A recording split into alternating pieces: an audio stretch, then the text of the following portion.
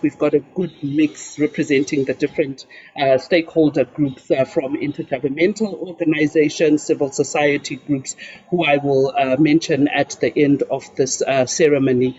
Ladies and gentlemen, comrades and friends, welcome to the 10th African Internet Governance Forum, which is held for the second time running virtually in response to the COVID-19 pandemic. And just to mention that this year's theme is Advancing Digital Transformation in Africa in the face of this crisis that we're facing for the second year running, which is the COVID-19 pandemic. And this year, the African Internet Governance Forum is hosted by the government of the Federal Republic of Nigeria, and we would like to extend our gratitude for this hosting.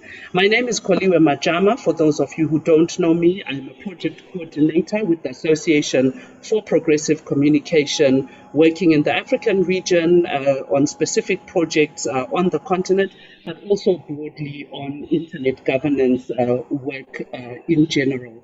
So to begin this ceremony today, I think for those of us who've been attending the African Internet Governance Forum for the 10 years that it's been hosted, are aware that this year is probably the first year that we do not have our friend, mentor, colleague, and a pillar of the African Internet community, Mr. Makan Faye, who was instrumental, I think, for most of us who know him in the launch and continuous convening of this forum, who we lost in a road traffic accident in Senegal in March this year.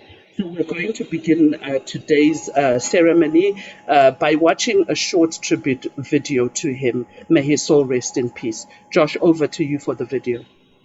Amen. Amen.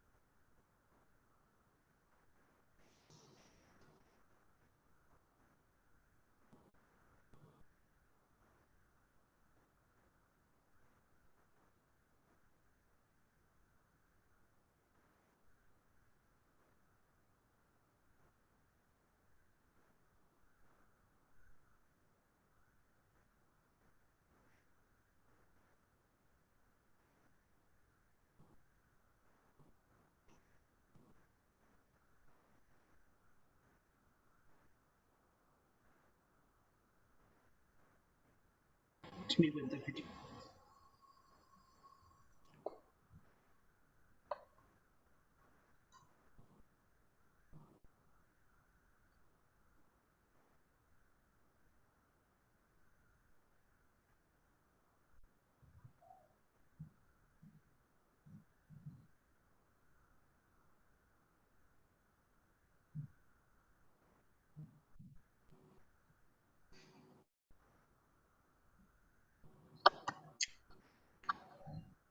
Thank you so much. Thank you so much for that tribute, and many thanks, obviously, to the team that worked on it.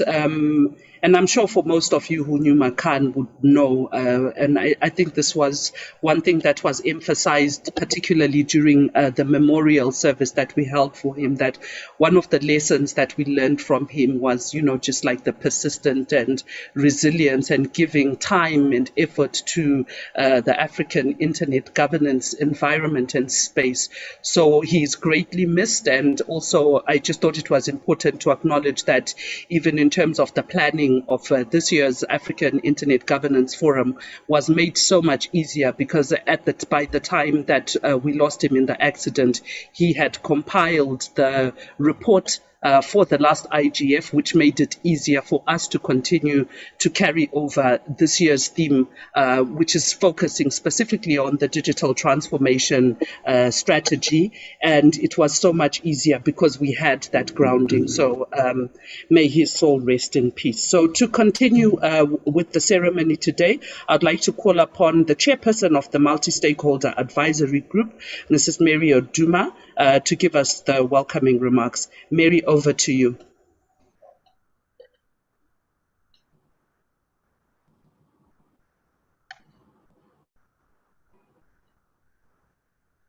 Josh, you might want to unmute Mary.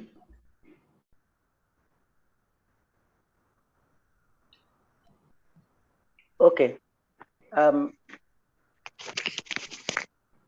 Thank you very much. I will start my video, and thank you, Joshua, and thank you, Koliwe, for that introduction. And may the soul of Makan rest in peace. Amen. My name is Mary Uduma. I chair the Multi-Stakeholder Advisory Group of the Africa Internet Governance Forum. So, Your Excellencies, I know that we have very, very important people. So I would stand on the existing protocol that Koliwe had established and continue with my my intervention. So first, I want to say that that in spite of the difficulties we had this year, we are carrying on with our with the Africa Internet Governance Forum. So please, you are welcome. The Executive Secretary of the ECA, Professor Bantami, represented by another professor, and Honorable Felix Matatia. Please, if I don't pronounce it well, please forgive me. Her Excellency Hurea Ali Mahad, please, she's the State Minister to the National ICT Digital Economy Sector of the Ethiopian government. Madam, you are welcome. And we have Honorable Nima from Tanzania. And we have our own person, Shengatai from the UN IGF Secretariat. Welcome. And we have our sponsors, our partners, and the participants and the organizers of this IGF. Very welcome. Although we will not forget the regional and international organizations represented here, you are all welcome. This is the 10th edition of the Africa IGF, and our focus is this, that we're looking at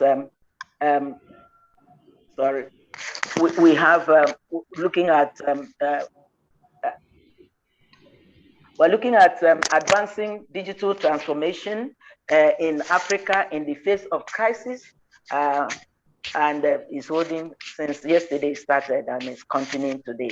So we have, as you know, we have had Ebola and we overcame it.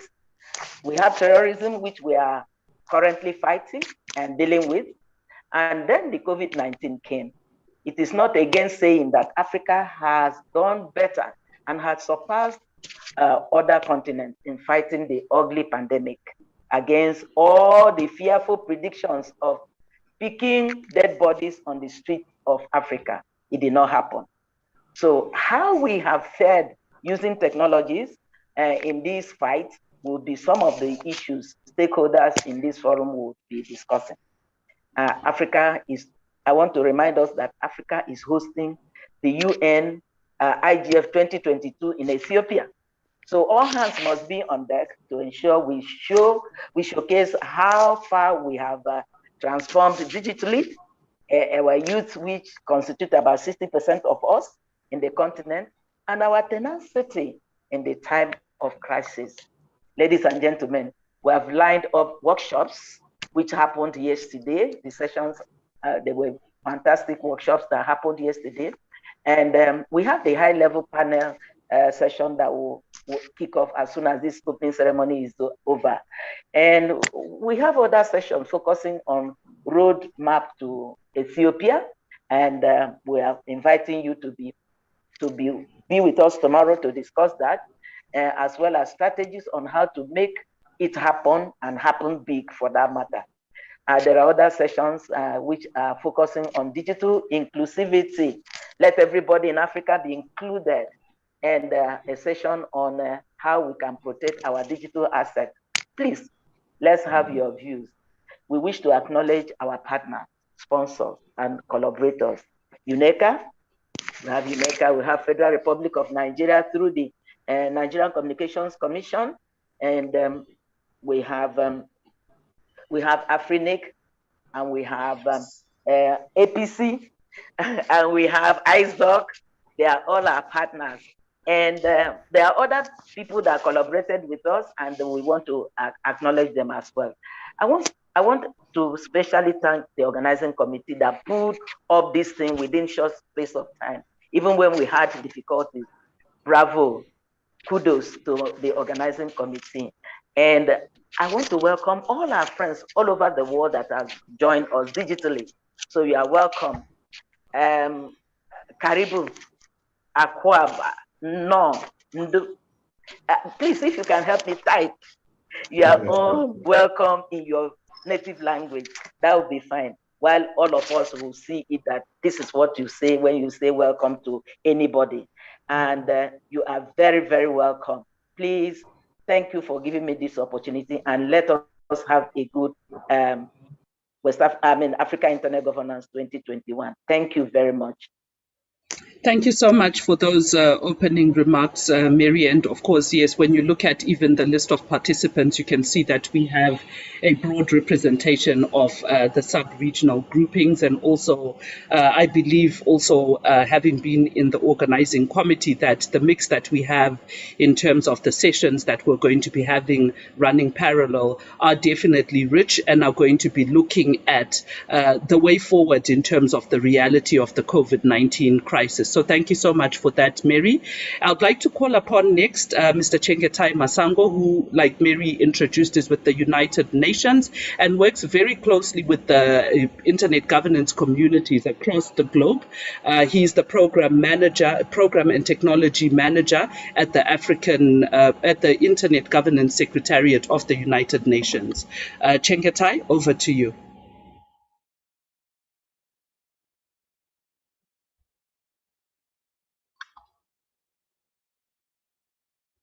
I'm just waited to be okay. I'm unmuted now.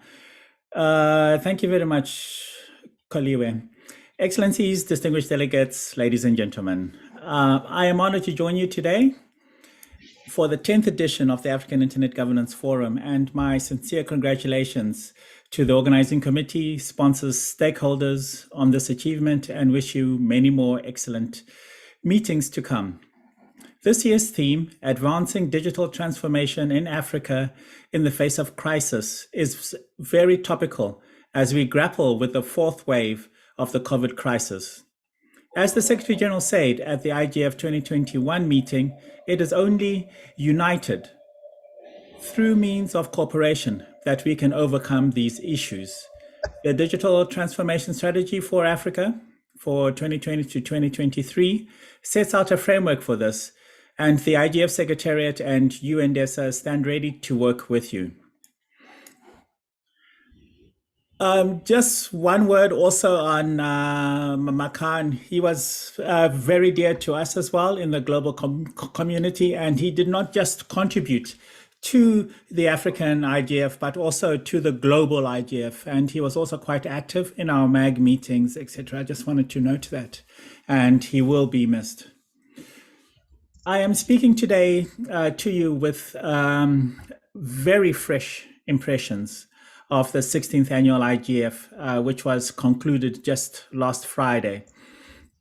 With the wonderful hosting from the government of Poland, the meeting in Katowice was amongst the most successful editions of the forum so far.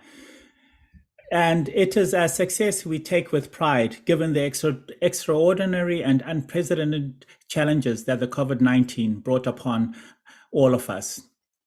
Let me just briefly go through the facts and stats.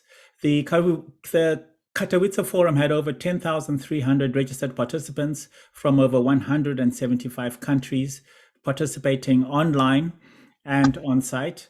There was a noticeable representation from Africa, which I'm very proud of and which is very good. And the forum recorded over 15,000 connections, 50,000 social interactions. And the hashtag IGF 2021 had a reach of over 5 million people.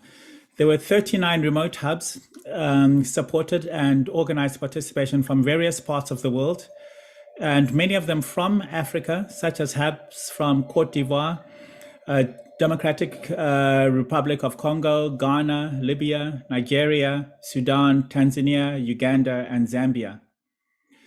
We had over 140 national, regional, and sub-regional and youth IGFs actively contributing to the 16th IGF program, with the African IGF included. There was actually a special session for the African IGF, which I attended, and it was full. There weren't enough seats to go around. The meeting resulted in several concrete outputs, which certainly will inform and navigate the IGF 2022 process and its 17th annual meeting coming to your region. I invite you to visit the IGF website and review the outputs, such as the Katowice IGF messages, the IGF 2021 summary report, summarizing the forum's results, and the outcome documents of the parliamentary track. I heard that we have parliamentarians here as well, and I also encourage them to join us next year. We've got quite a detailed program for them. And also the Global Youth Summit action points. These are all subject to your feedback and before being marked as final, so you still have a chance to review them and give us your feedback. Dear colleagues, next year, Africa and Africans will be in the spotlight of the global community discussing internet governance issues. The IGF 2022 comes to your home, or should I say our home, after almost a decade, when the IGF was hosted in Kenya. The forum is returning to us thanks to the offer by the government of Ethiopia to host the next IGF, as well as firm support from the United Nations Economic Commission in Africa. IGF is a good opportunity to bring in clarity to what people want, what is important to them, and what could be the ways to achieve that. As the youngest continent going through vibrant and dynamic digital transformation, but also combating pressing digital divides, I have no doubt that the process next year will help the world to understand ways for the internet to serve all of us, regardless of where and who we are. The time to start planning is now. The United Nations has already started by having the Secretary General appoint members of the 2022 Multi-Stakeholder Advisory Group, with the newly appointed MAG chair, Mr. Paul Mitchell. I am confident that the MAG will ensure that the 17th annual IGF meeting is rich in content and quality for stakeholder engagement.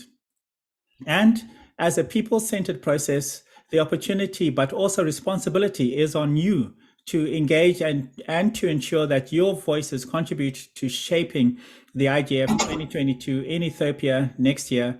And where better to start than here, where we are today at the African IGF. I'm looking forward to the discussions over the next couple of days, and I wish you a successful meeting and thank you for inviting me. Thank you. Thank you so much for that, Chengetai, and really valuable, I think, very valuable, invitations, especially to members of parliament. I think there's also an acknowledgement that as much as we're going through the work around the advocacy, especially in particular for policy and law reforms or the actual formulation, they play a very critical role. And very also very excited that we did have the Youth IGF, the African Youth IGF yesterday, and that we do have a vibrant youth community in the African Internet governance community. So thank you for that. I'd like to call upon the Director of Technology, Climate Change and Resources at the United Nations Economic Commission for Africa, Jean-Paul Adama, who's going to give us the next address. Jean-Paul, over to you.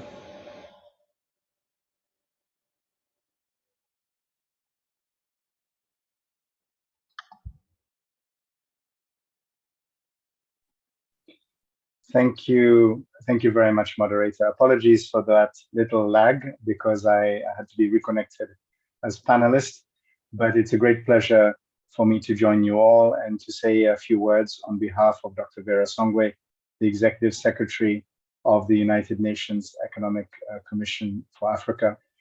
Your Excellency, ministers, Your Excellencies, heads of delegation, the United Nations Economic Commission for Africa is a key partner in supporting the African IGF and also Africa at the IGF, which has recently concluded in Poland.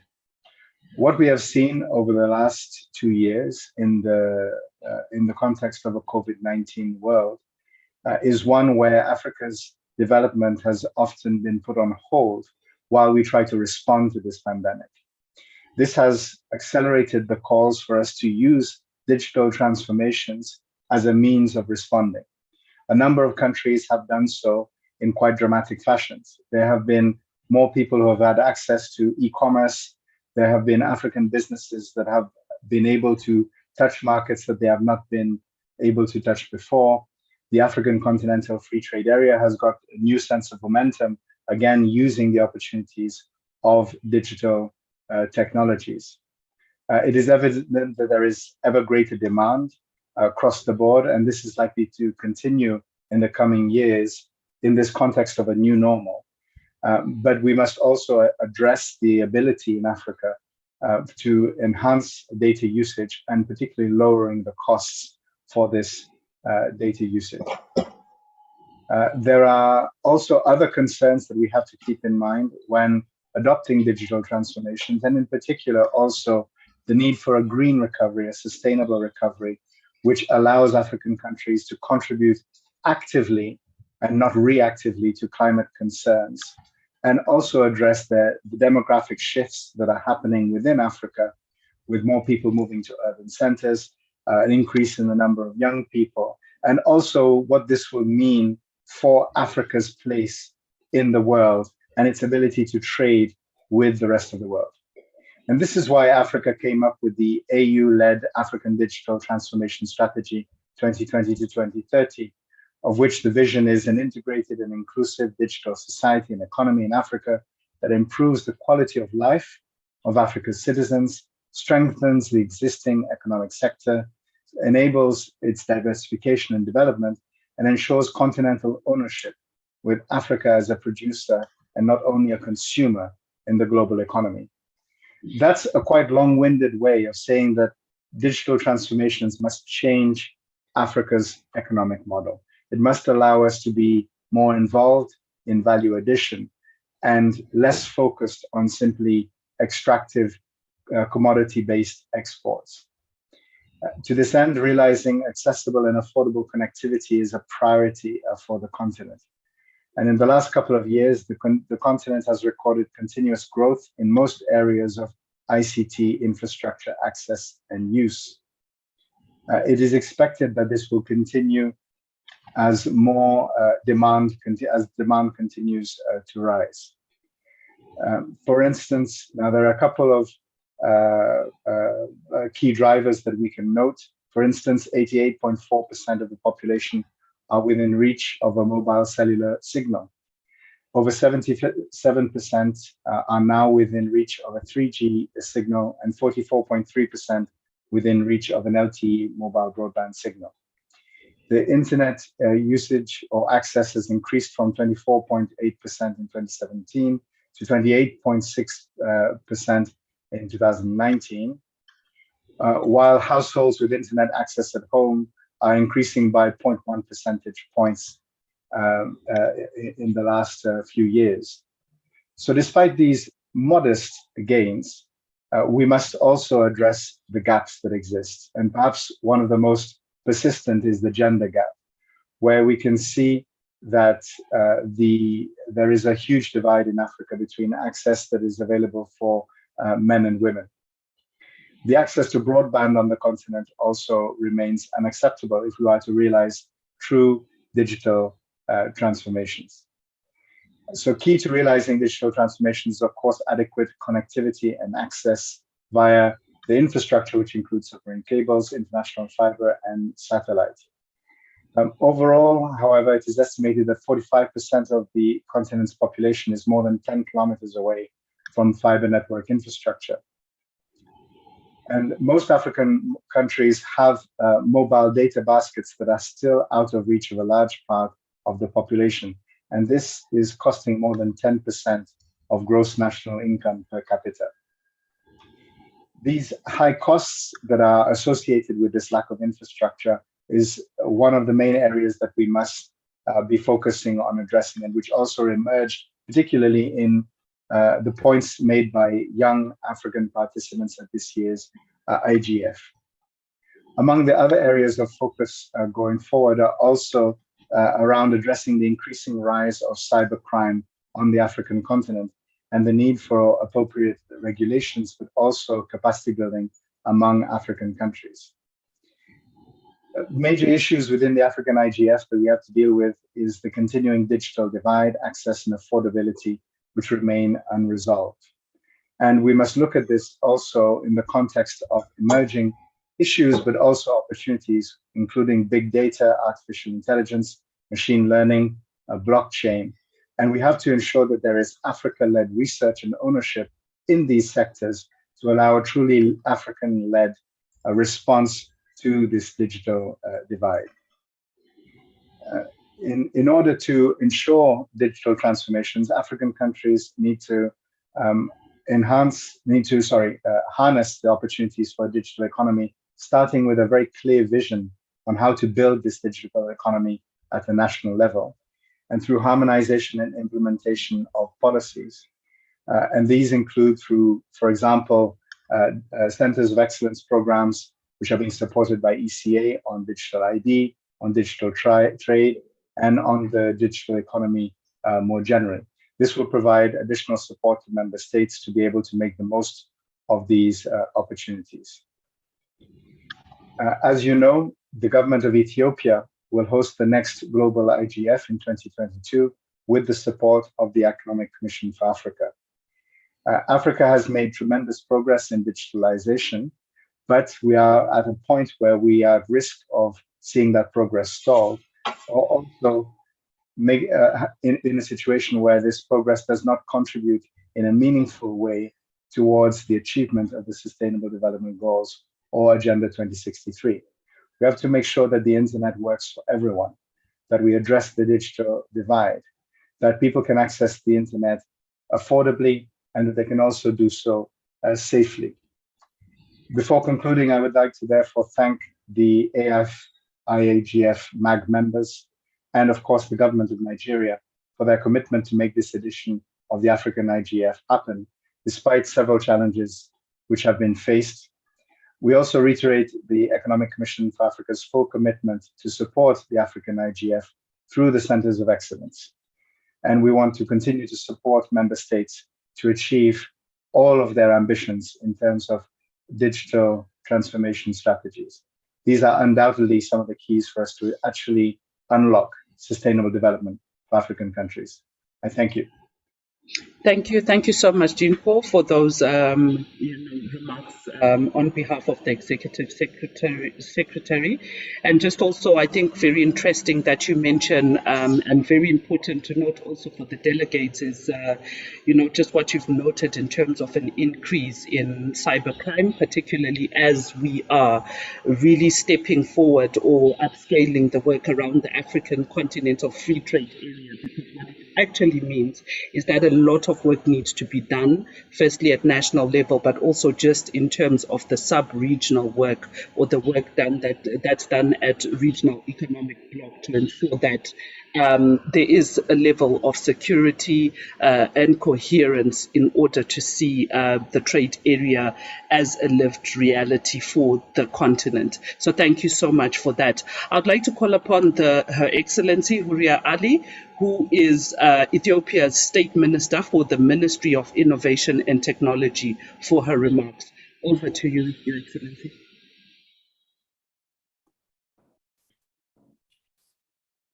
Thank you so much. Thank you so much, and good afternoon from Addis Ababa, the seat of African Union.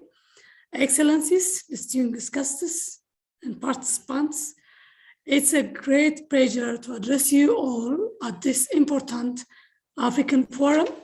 I firmly believe this type of forum will help us devise a common strategy and plan to tackle the issue that we face as a continent. As has been said repeatedly, COVID-19 has hit the world, especially our continent, so hard. We are still dealing with the challenges and the short and long-term impact of the pandemic. The pandemic significantly affects the progress made towards sustainable development. In addition to the economic impacts, the pandemic impact has been felt on the health, education, in gender equality, and economic growth. All the efforts we are making to curb the mentioned challenges further tangled by the lack of connectivity. Participants, ladies and gentlemen, connectivity limits Africa's contribution to the global and digital economy. Data shows that the continent accounts for only 22% of worldwide internet users. It's estimated that over 250 million school children in Africa have been affected by COVID-19, and most of them lack the digital tools to continue their education online. Broadband connectivity remains a challenge for educational institutions and business to continue to provide essential services. Reliable, high-speed internet is key to ensure the hospitals and medical institutions can access the global information network and resource necessary to fight COVID-19. Affordability is one of the biggest barriers to internet access in Africa. The average cost of 1 GB on data on the continent is 7.12% of average income, with some countries have rates as high as 20%, which is way above 1 up to 2% deemed to be affordable. According to the World Bank data, the continent needs about $100 billion to achieve universal, affordable, and good quality internet access by 2030. Power is also another critical challenge for the developing countries, most of them found in Africa. However, despite the limited connectivity and power across the continent, the digital response to COVID-19 has been promising. And many African nations, including Ethiopia, are dedicated to realizing digital transformation and bring about a digitally enabled society and economy. The digital transformation journey is not done in isolation. Different stakeholders need to come together in partnership and mobilize our resources towards this common goal of digital transformation. We have reorganized our challenge, and now it's time for action. Thank you very much. Have a good day. Thank you, Excellency. And also, I think there's been quite a great emphasis on the need for, accessible internet throughout a crisis. But I think what is a takeaway from what you just spoke about is good quality and universal and meaningful access. Because I think one of the challenges is, as much as a lot of Africans do have access to the internet, in terms of their realization of its utility in their day-to-day socio-economic and political participation, or even very basic civic participation, we don't seem to see a lot of that. So thank you so much for your remarks. And then the final remarks are obviously going to come from the host country, and we have a representative from the host country who is with the Ministry of Communications and Digital Economy in the Federal Republic of Nigeria, Professor Isa Ali Pantami. Professor Isa, please go ahead.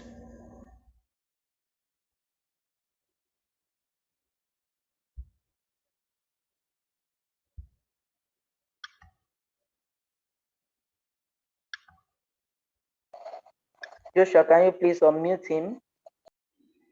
I think he's having some network difficulties. We lost it for a few seconds. Maybe we continue and come back to him. Yes. Yes, he's here now. Thank you. Thank you. Good morning, Your Excellencies, collaborators, participants, distinguished participants and sponsors. My name is Professor Sahalu Junaidu. I am Director at the Nigerian Communications Commission and advisor to the Honorable Minister on Technical Matters. His Excellency, the Honorable Minister, is right now attending Federal Executive Council meeting, and he directed me to read his opening remarks. With your permission, I may go ahead. Thank you very much. You are welcome to the 10th Virtual African Internet Governance Forum, taking place between 14th to 16th December 2021, with the theme, Advancing Digital Transformation in Africa in the Face of Crisis, COVID-19 crisis.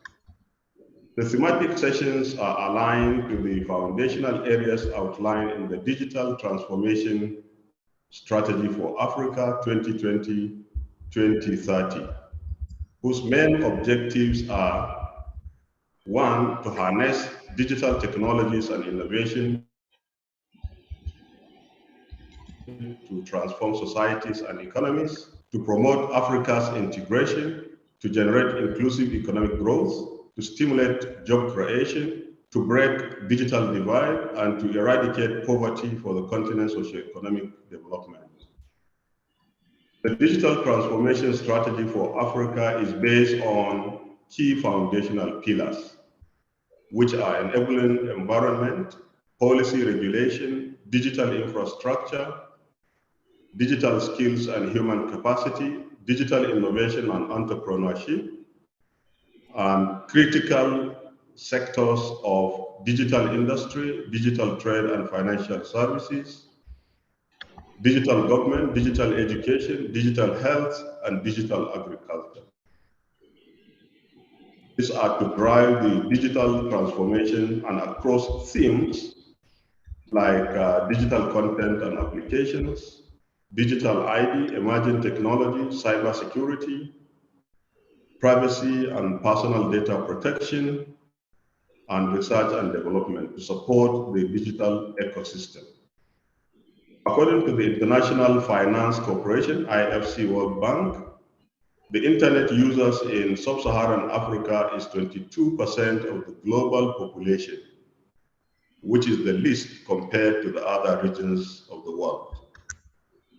Nigeria has over 140 million active internet subscribers as at October 2021, according to the Nigerian Communications Commission. The government of Nigeria wishes to holistically implement the Nigerian National Broadband Plan 2020 to 2025 to ensure the stability and reliability of the internet. This will include the continuation of rolling out of broadband infrastructure to cover the whole country. The government of Nigeria has also recently, earlier this week, successfully auctioned off 5G licenses for the 3G spectrum band, which aims to boost the internet broadband penetration in the country. Other initiatives by the government to aid in supporting trust, security, and stability of the internet include the enforcement and implementation of the National Cybersecurity Policy and Strategy 2021 and the review of the Cybercrime Act 2015. To build an inclusive internet governance ecosystem and boost digital cooperation, the government is strengthening harmonization of the citizens' data by the National Identity Management Commission to discourage silo collection of data by agencies of government. In accelerating universal access to the internet and meaningful connectivity, right of way and multiple taxation issues should be relaxed in collaboration with key stakeholders. We wish to commend the African Internet Governance Forum for providing this platform where discussions can be made on how the internet can be used to improve the lives of every African. The Nigerian government is totally in support of the discussions such as this one, because it allows us to involve every stakeholder from the bottom up in policy-making decisions. We had earlier planned to host this event physically, but due to COVID pandemic uncertainties, we settled to host this virtually. And I believe this virtual hosting of it will be no less effective. Thank you very much. Thank you so much, Professor Pantami, for that update, especially on the developments in Nigeria around the data protection elements you've spoken about, but also in terms of cyber crimes laws, also a lot of interlinkages with some of the issues that have been spoken to.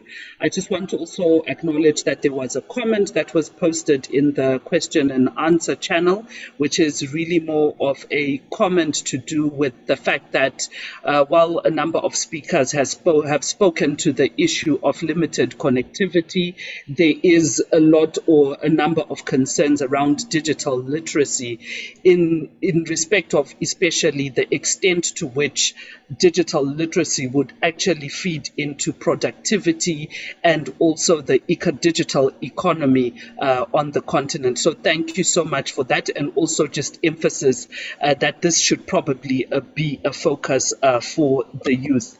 So that brings us to the end, of the speeches, or rather the presentations by the delegates that have been invited to speak at the official opening reception.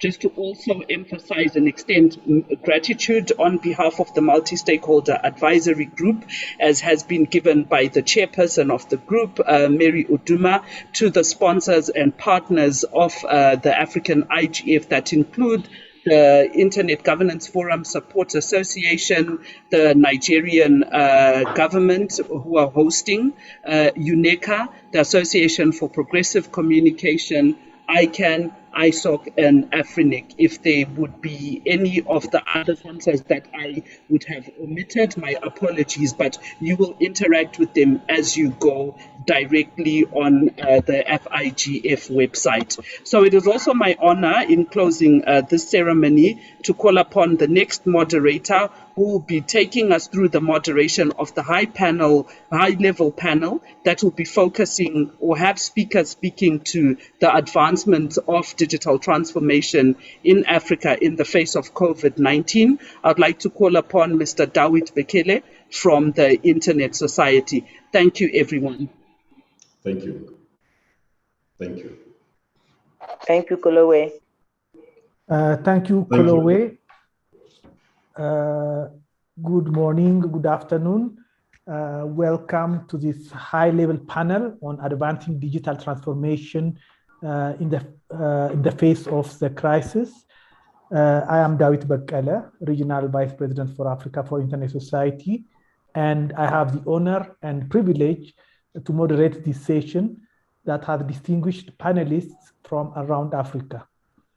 This session is very important since digital transformation has almost become a buzzword in the last few years, at least in Africa. Just before the advent of COVID-19, the African Union adopted the digital transformation strategy for Africa for 2020 to 2030. Since then, many countries adopted their national digital transformation strategies. For the African Union, the digital transformation strategy's vision is to create an integrated and inclusive digital society and economy in Africa. Its objective is to harness digital technologies and innovation to transform African societies and economies. Some consider digital transformation as a considerable opportunity for the continent. For example, in March 2021, the UNECA wrote on its website, I quote, "Digital transformation could be a game changer for Africa, driving innovation, economic growth, and job creation." Today's distinguished panel will help us understand why Africa is choosing to go into digital transformation now, if it is a real game changer, like what the UNECA says, or it is just a fad. They will also help us understand the impact of COVID-19 on this strategy. Without further ado, I would like to invite the distinguished panelists to introduce themselves before we start the session. I will use the order that I have found on the website. I will start with Honorable Nima Lugangira. Thank you very much, Mr. Bekkele. Good morning, good afternoon, everybody. My name is Nema Lugangira. I'm a member of Parliament in Tanzania, and I'm very pleased to be here. Thank you. Thank you, Honorable. Next, I would like to invite Ms. Lily Edinam. Good morning, good afternoon, good evening, depending on where in the world you're listening. My name is Lily Edinam Boche from Ghana. You can say a little bit more about your organization so that absolutely. I will come back to you, Honorable Lugangira. Maybe Lily, you can go, and then I will give more time for Honorable Lugangira. All right. So my name is Lily. I coordinate the Ghana Youth Internet Governance Forum, and also the chair for youth and women at the Internet Society Ghana chapter. So another thing that I'm a part of is also the West African Youth Internet Governance Forum. Thank you. I go back to you, Honorable Lugangira. Thank you very much. So I'm a member of Parliament here in Tanzania, and prior to being a parliamentarian, I've been very active in the policy space. And one of my prioritized agendas in Parliament is nutrition and digital, for obvious reasons, on digital transformation, but also efforts towards ending malnutrition. And I'm particularly interested in internet governance, and I'm trying to champion also the increased participation of African parliamentarians on this very important agenda. So thank you very much for having me here today. Thank you very much. Mr. Jean-Paul Adam. Good afternoon once again. So I'm Jean-Paul Adam, and I'm the Director for Technology, Climate Change, and Natural Resources at the United Nations Economic Commission for Africa, based in Addis Ababa. And we work supporting the African Union and all its member states, particularly on the African Digital Transformation Strategy, but also more broadly on achieving the Sustainable Development Goals using tools such as digital transformation. Thank you.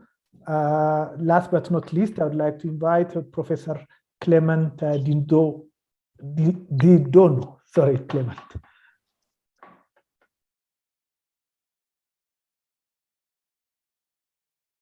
Is Professor Clement around?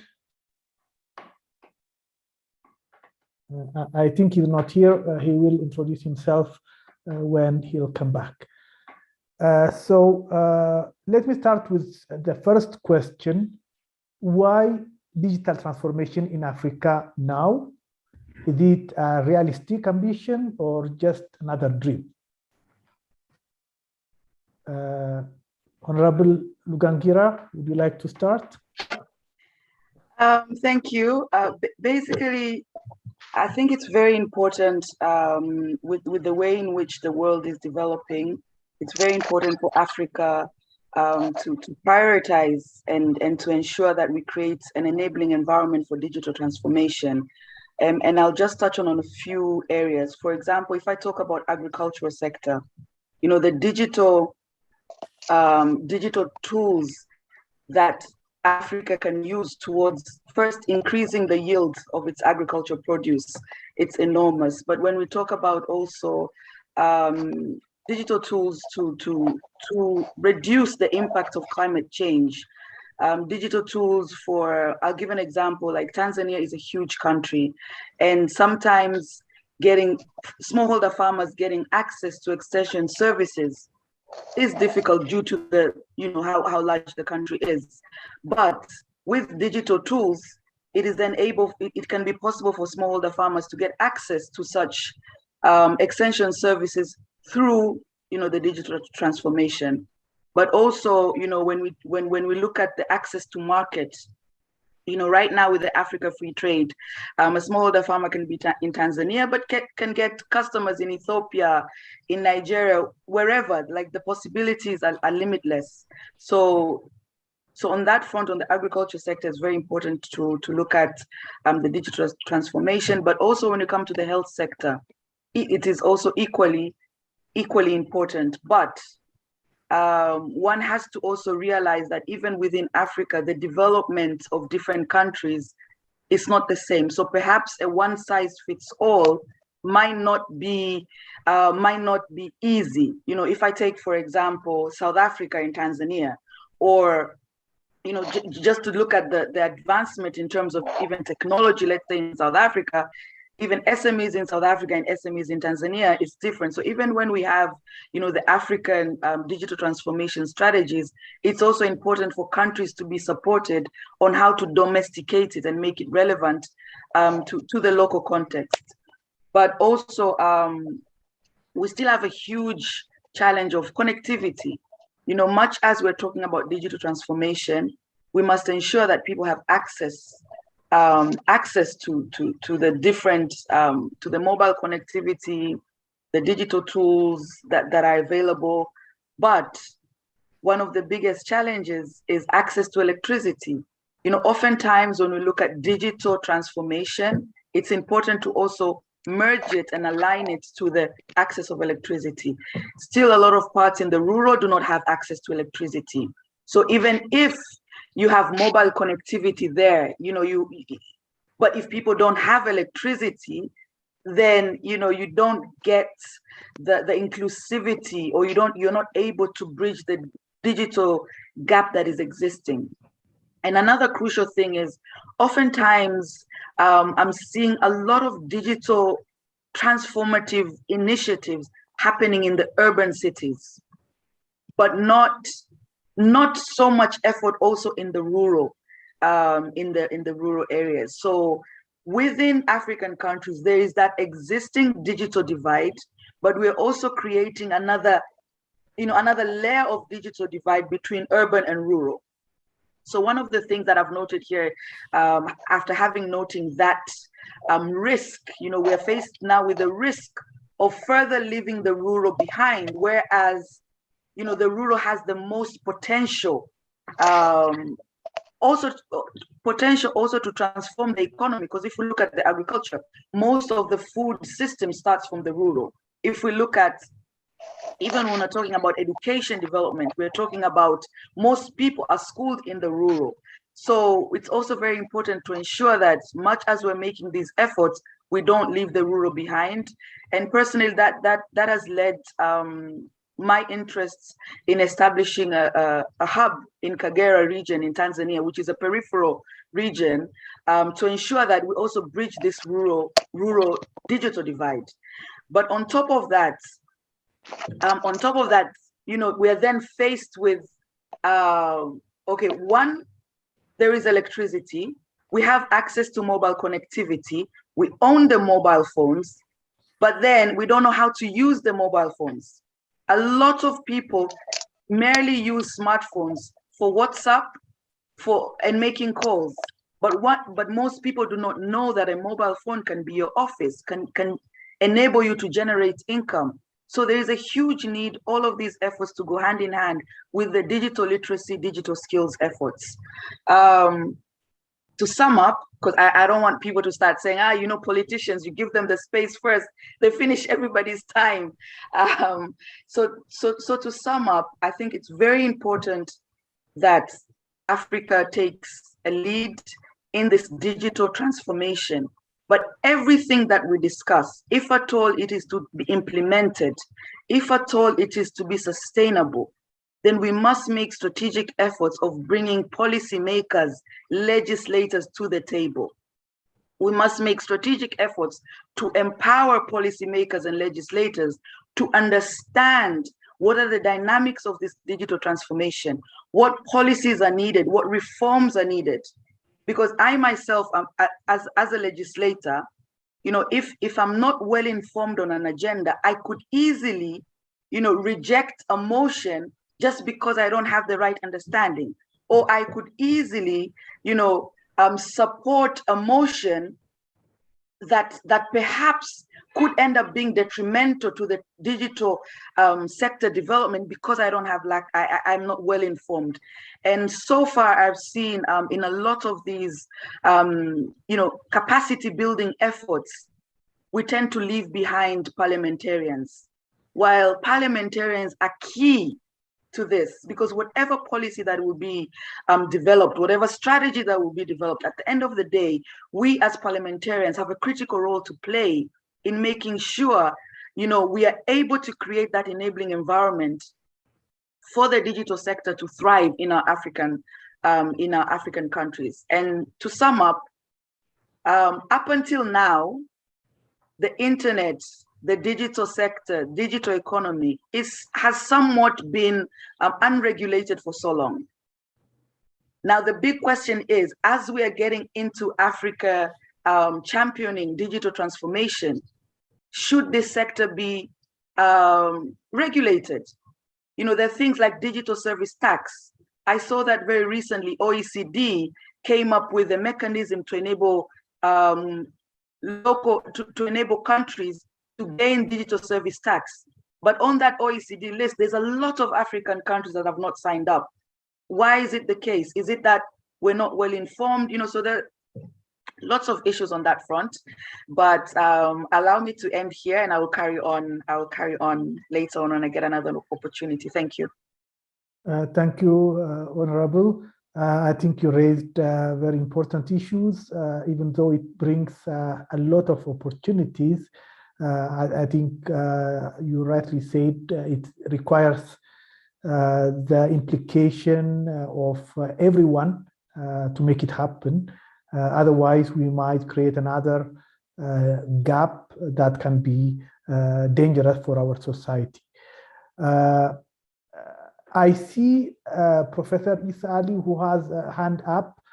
If you don't mind, I would give the opportunity for all the speakers to speak before going to answer some questions and answers. If you have any urgent matter, please write it in the chat room. I would also like to ask the French speakers, I will speak in French for a moment. Pour les francophones, je vois dans le chat qu'il y a des problèmes d'interprétation. Est-ce que ça a été résolu ou pas encore? Est-ce que vous pouvez écrire dans le chat room? S'il y a encore des problèmes, je pense pas encore, ça n'a pas été résolu. Host, can you please solve the French interpretation issue? This is really important because I think we have to be inclusive. We have to allow everyone to understand what's happening. Okay, so I think there is someone who said that he's hearing interpretation. So maybe it's a question of, c'est peut-être une question de savoir comment accéder à l'interprétation. Je suggère aux francophones d'expliquer sur le chat comment ça marche pour les gens qui n'ont pas, qui ne savent pas encore comment utiliser l'interprétation. En bref, il faut aller sur le bouton interprétation en bas à droite et cliquer sur ça et choisir le bouton français et vous allez entendre en français.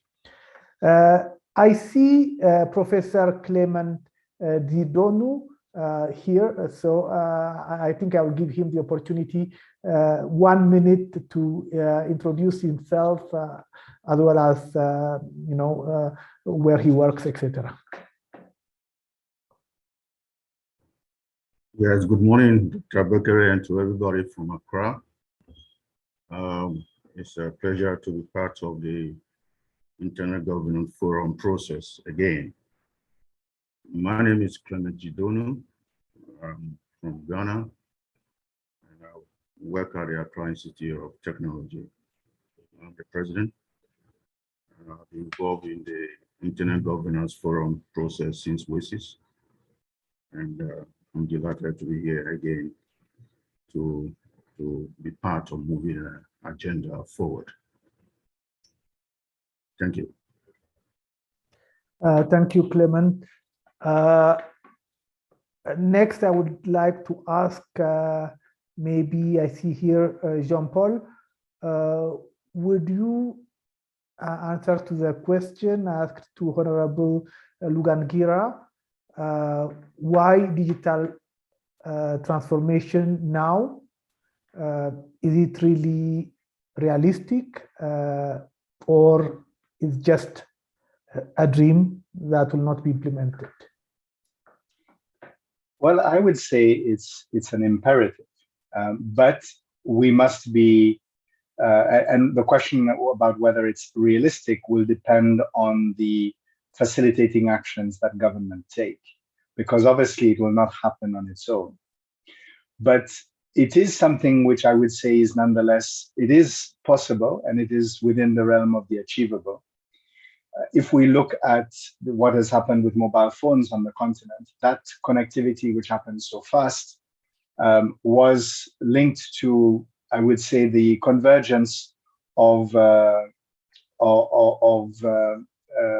ideas, firstly among governments that saw the benefit in getting people connected, but secondly among the private sector, because there was an economic benefit in connecting all of these people.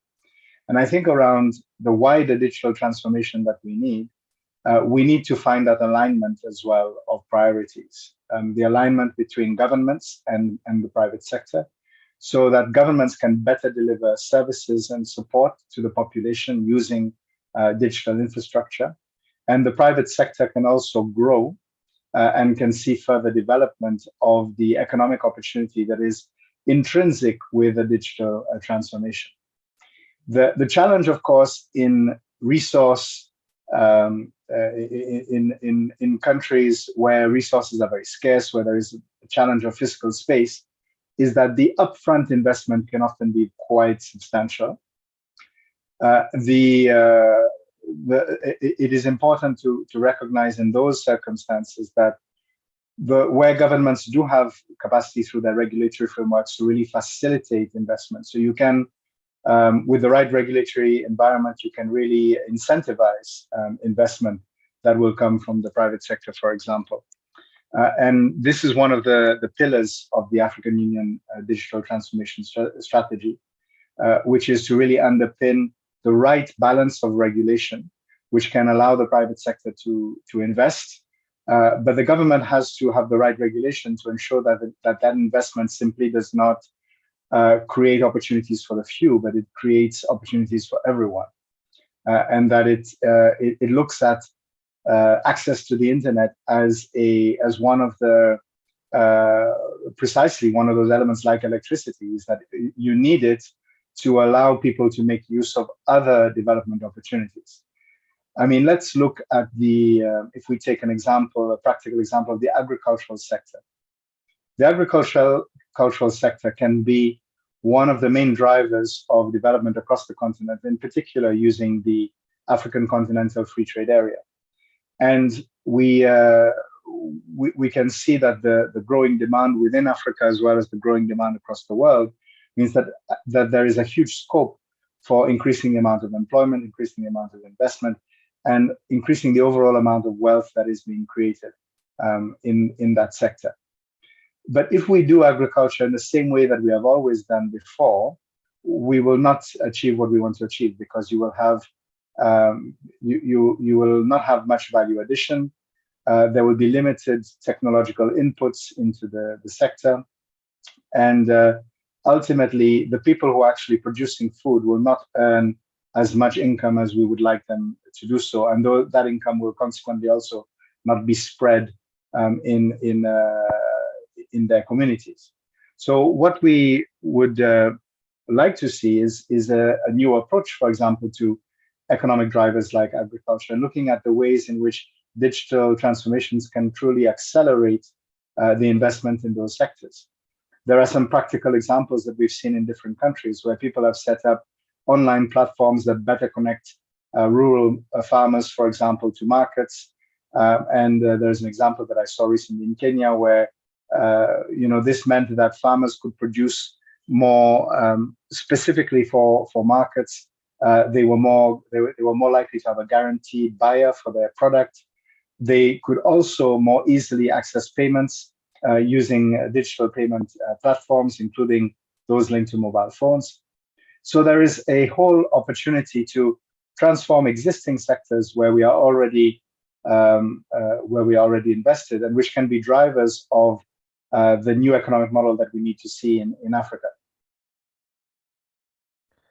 Thank you, John Paul. I think you're very right to say that it's not necessarily about creating a new economy, but making the existing markets more efficient, like the agriculture sector. And also it's very important that now that we are trying to implement the Africa Free Trade Agreement, that we have a way to connect between ourselves, and the digital transformation will be a very important factor for that. Lily, would you like to say something about this question? Absolutely. Thank you for the opportunity, and even more glad to be on the panel, especially to present also some actions or some information when it comes to a youth point of view. So there is this popular quote from Stewart Brand. He says that if technology rolls over you, if you're not part of the steamroller, then you're part of the road. And it just goes to tell us how we all have to innovate to stay relevant in this dispensation, because everything is digital or we are left behind. So to the question of if we are being realistic when we're talking about digital transformation, like the speaker before us said, it is actually something that's happening, but also dependent on existing phenomena, things that are happening, how we are able to move from one point to the other. So are we innovating to stay relevant, or are we also being left behind? And I'm going to put in perspective essentially what digital transformation looks like for us in Africa as young people, especially because the continent is youthful, and also because young people are actually part of the people who are very much pivotal in the changes that we are seeing now. You would probably even see how there is the reverse mentoring of young people showing even older ones some of the things when it comes to technology and one more. But when you think about digital transformation in essence, you want to reimagine activities, businesses, development with technology in perspective. That is putting technology in front, and in every line, putting technology at the center. And if it's realistic, we've had a couple of ideas from the past speakers, which are very spot on, talking about infrastructure, talking about empowerment and literacy, and talking about even connectivity, and to a large extent, meaningful access. So for us young people, you'd want to think about affordability also. And to a large extent, if you want to go deeper into even minorities, you look at people with special abilities or disabilities and see how they're also able to connect with also some of these tools that are being brought onto the market, and how and how they're able to use it, or to collectively use it to better our procedures or like our everyday activities. Now, for digital transformation in the continent, we want to look at how things have been changing from some key pillars when it comes to transformation, which is regarding innovation, which is regarding the people ourselves, and also innovation. And also leadership. We want to look at how things have changed over the years. What are the information that's out there, so leaders are able to collectively build some action towards moving this agenda. Somebody said in the chat that AU has a very great strategy for transformation, and what is required is action. But action will be also really much hinged on what information you have, what tools are available, and what resources you can move from one point to the other. And for us, we want to say that young people are also very much positioned to help in the digital transformation agenda. And how are we doing this? We are collectively using a community-based approach to skilling people. And how we are doing this is seeking for opportunities to be digitally literate, and not just to acquire skills. People are building startups, people are building innovation hubs, where they're looking at what is realistic on the African continent based on what we have. But essentially, you want to look at the innovation that's happening, looking also at the infrastructure that exists, from electricity to the internet infrastructure we're speaking about. Which when you even go down to look at data that exists, you'd find out that many people live very far from even places where there's fiber and very good internet, and essentially cannot connect or even work online fully. So for us who are looking to innovate and very passionate about moving things along when it comes to technology, the barrier or the structural barriers that hinders our efforts will stem from the infrastructure, from electricity, from the connectivity, and even talking about affordability, like some people have said in the chat.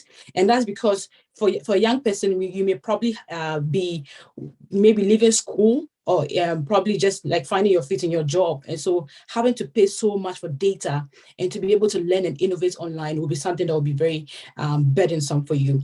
So young people are positioned in the continent to want to give back from people who are even positioning themselves as unicorns. Unicorns are like people that are getting investors to really invest in their work, but the opportunity to scale up would actually also be hinged again on infrastructure. And it comes back to all that we're speaking about, which is the literacy, which is the inclusion, which is the skills that we say are currently available for us to tap into.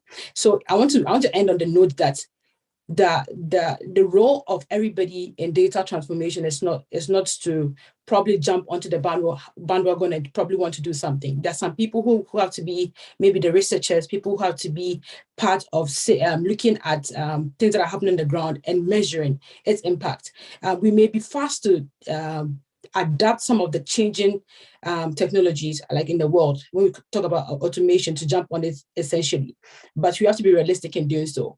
We want to see if people that we want to serve with these technologies even know how to use it, and that will really hinge on engagement even with the communities that we seek to serve. So you want to build for people to use in your transformation agenda. You want to build to the community that are impacted positively, and not because there's a global view of something, so we are jumping on it. So from my perspective, in the continent, it can be realistic by hinging on all that has been said, and also by utilizing the skills that are available in the continent, of which young people are very excited to be a part of when given opportunity. Thank you very much, Lily. I think it's important what you said, that well, we need to remember the youth. In fact, one of our biggest wealth in Africa is our young people. We often consider them as a burden, but when you look at what is happening in some developed world, in fact, the youth are the engines of our economy, and especially in digital transformation, the youth can really adapt to this new environment much faster than those of us who are no more young. So it's very important that they are involved. And I also liked what you say about, well, we shouldn't copy, we should learn from others and really have our own digital transformation and not just a copy of what has happened elsewhere. I see many people who want to talk, but I think to be fair, I will give Clement the opportunity to say something, and then I will open the floor to the participants. And in the meantime, I would like to invite all the speakers to answer to the questions in the Q&A button or even in the chat. Thank you. Thank you very much, David. Lily started with a quote. I also want to start with a quote, which is relevant here. There's a famous quote in Accra here, which says that the way forward is far, but we have come a long way. So it's very important for us to put the discussion on Africans' digital transformation within a historical content. We didn't just start this journey yesterday. In fact, the African digital transformation journey started more than 20 years ago. It began in the late 1990s with the emergence of the internet, the spread of the internet beyond the university campuses in the US and Europe. In those days, the main topic in the West was developing the information superhighway. In Africa, several initiatives were launched to promote the continent digital transformation at that time. The key ones were the Kabeka project, which was designed to roll out internet connectivity in African universities. In addition to that, the African Information Society initiative led by UNECA. UNECA also led the Kabeka project with partnerships from Europe, Canada, Japan, and a number of UN agencies like the World Bank, UNDP, were aimed at what we call the ICT-led development, policy development, and implementation targeted a number of African countries. Other international initiatives which were targeted at African digital transformation agenda were those of the UN ICT Task Force, ICANN, ISOC, and more importantly, the WSIS process, which gave birth to the Internet Governance Forum. And there are other various African connectivity initiatives which are led by African government themselves in partnership with others like ITU and so forth. To date, the African digital transformation journey, which I said is more than 20 years now, had implemented a number of initiatives. For example, ICT infrastructure development has been transformed. I quite remember during those early days where we have only store and forward internet connectivity to Kabeka. Here we are doing a whole virtual conference using an infrastructure which is African based. So the infrastructure has been transformed over the past 20 years. Internet penetration has also improved considerably on the continent. I remember in those days, the debate was whether Africa is going to miss out on the internet connectivity. And some of us are arguing at that time that no, we will not miss out. What we should be discussing is what Africa will do with the internet, not whether we are going to miss out or not. In those days, there was only one country which was connected, that was Ghana at the time. So the internet connectivity and penetration has improved considerably. Mobile coverage in Africa. You go to every village in Africa now, they have mobile coverage. They are using mobile phones. Also because our landline connectivity at the time were not that good. So we embraced the mobile technology more than most part of the world. Probably they may not be using it for extensive e-commerce, e-government, e-education application, but the use of mobile penetration has improved. Something which have also improved is the ICT awareness. Let's not underestimate that. You cannot talk about digital transformation if you don't talk about ICT awareness. In those early days, when we use the word ICT, you had to spell it out to people. What do you mean by ICT? Now, when you talk to every child and everybody, you have an idea what ICT is all about. Both ICT awareness and skill development has improved considerably. And of course, the internet governance initiatives that for some aspect of the African digital transformation has also been promoted since the WASIS. In fact, Africa countries were at the forefront of the debate on the internet governance and for the formation of the Internet Governance Forum. I remember at the WASIS Geneva, and we have made a lot of progress in that area. This event is one of them. So on the whole, the African digital transformation journey had made some visible and measurable impact on transforming the continent's communications and connectivity infrastructure. There's no question about that. If we were there during the beginning, you will find out that yes, we have made a major inroad into the connectivity issue. Of course, connectivity, there's no final word on connectivity.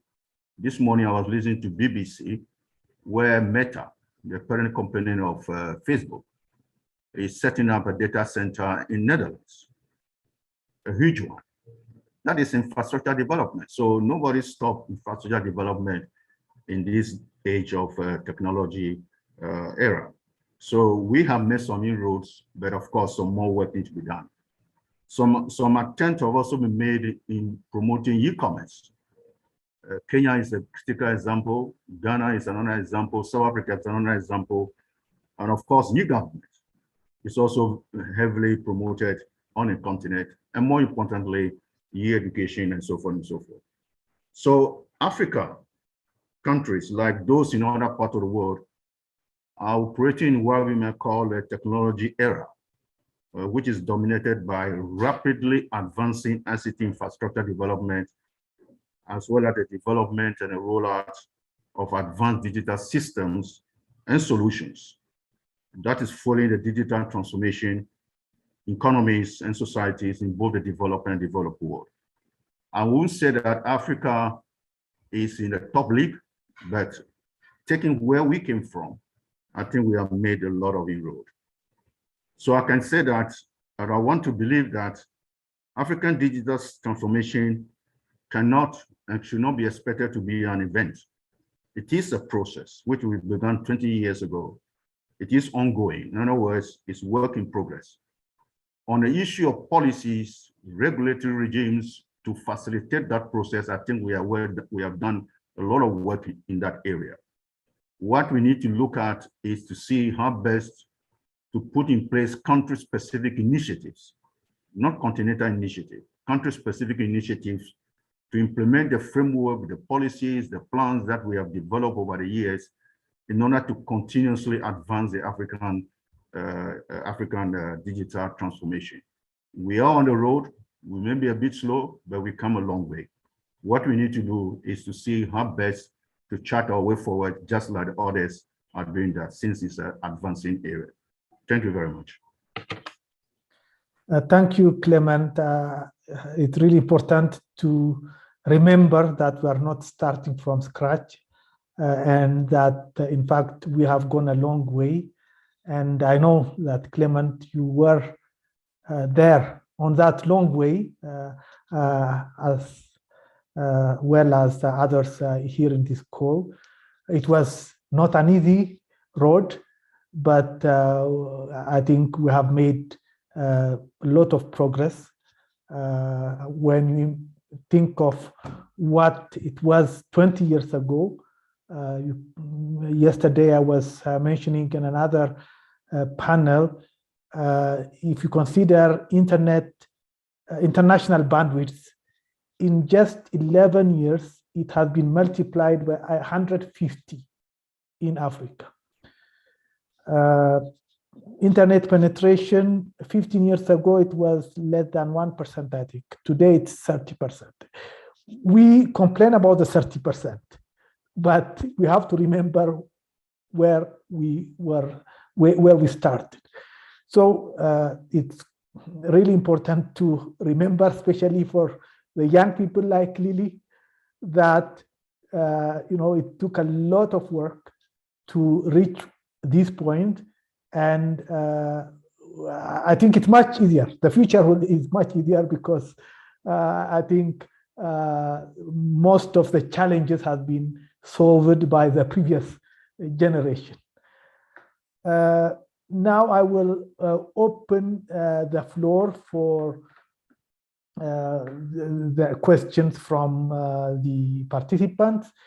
Professor Issa, if you are here, I will give you the first opportunity because you have raised your hand first.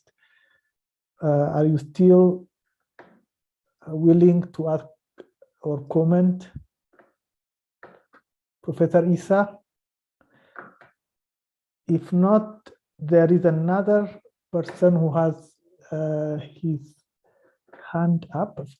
For some reason, I couldn't. Okay, so Mohammed Kamara. You have the mic.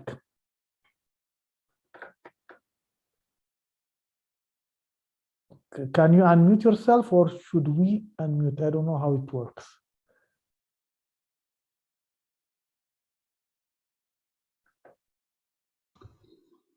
Hello, are you getting me? Yes, we can hear you. Thank you.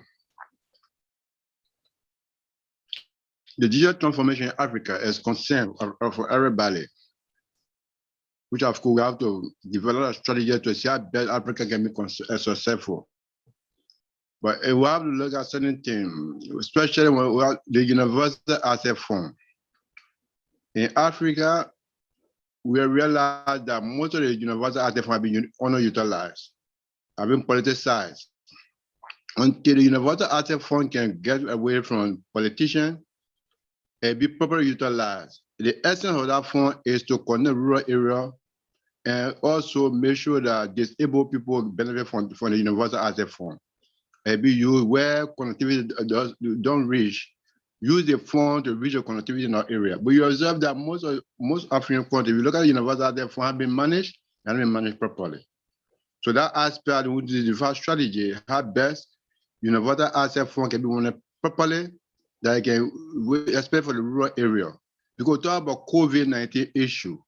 COVID, how are the people in the rural area, how will they get information? The essence of digital in Africa, those in the area also can get access on that information, they can get, they should get information too.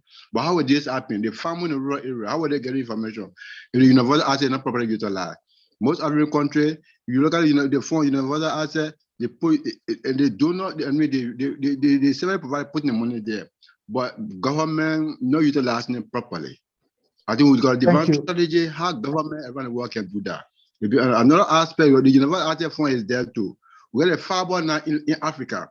People are trying to connect the fiber, run a fiber. You add most of the government will say no money to run a fiber, you get challenged.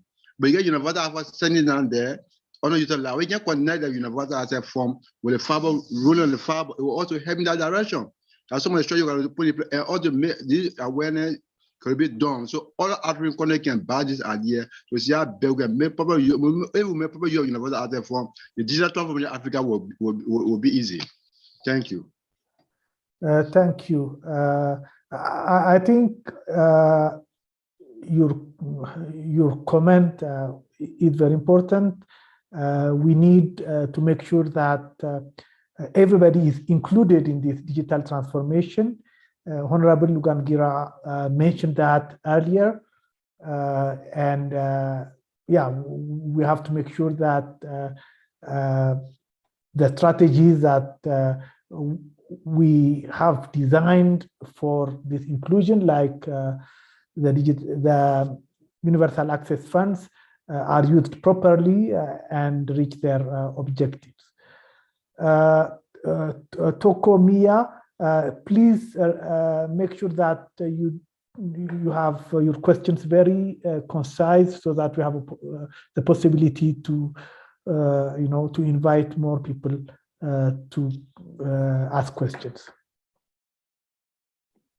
Thank you so much, sir, for the introduction. My name is Tokomia, as you've said. I am from Go Hype Women Who Code in South Africa, and also founding the South Africa Youth and IGF chapter. My comments come certainly from the debunking the myth or reality. This is often the conundrum in African understandings of contemporary economics. The reason for that, and it's specifically looking at the technological advancement and the recent shift to the fourth industrial revolution, is that Africa comes from a long history of unequal distribution of access. And I think it would be foolish for us to think that there will be digital access without real consideration into the economic circumstances of Africa, which are unlike those of the West, the North, similar to the East, but certainly never aligned.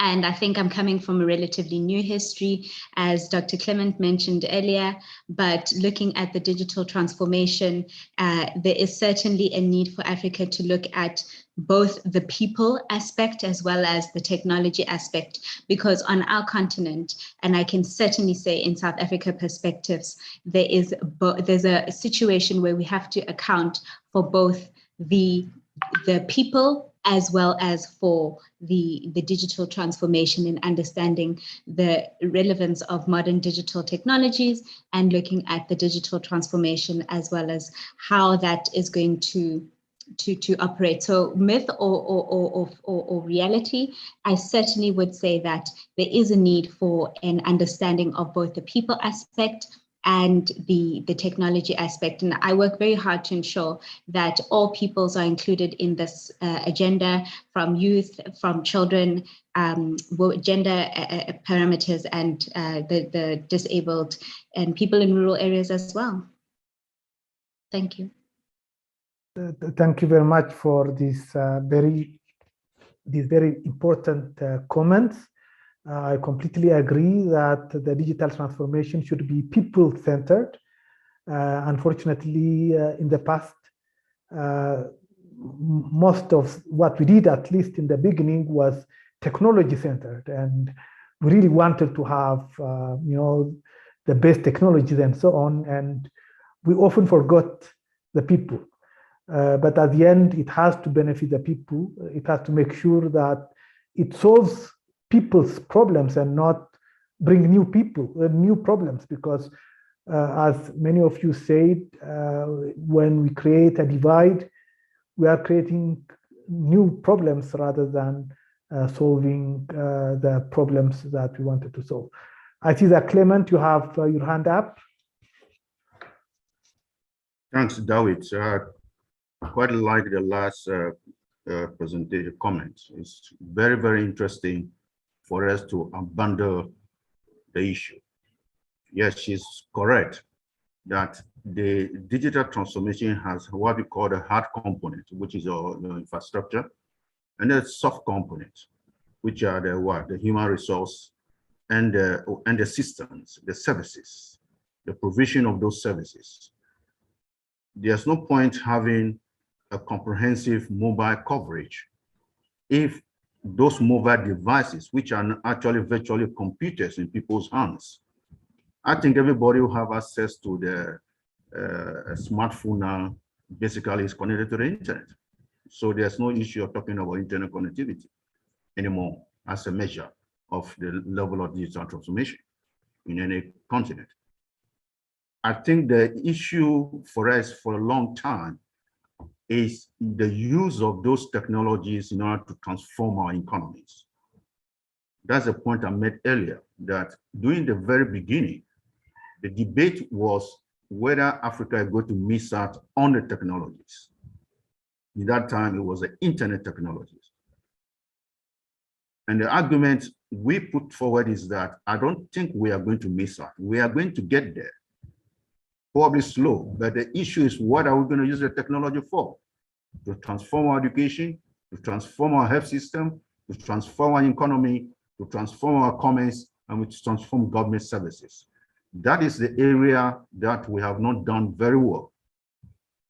Okay, we have not done very well. For the infrastructure, it could be demand driven. It's a private sector thing.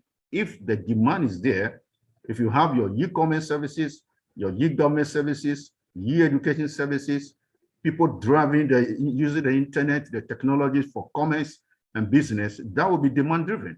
The private sector will step in and put together the infrastructure.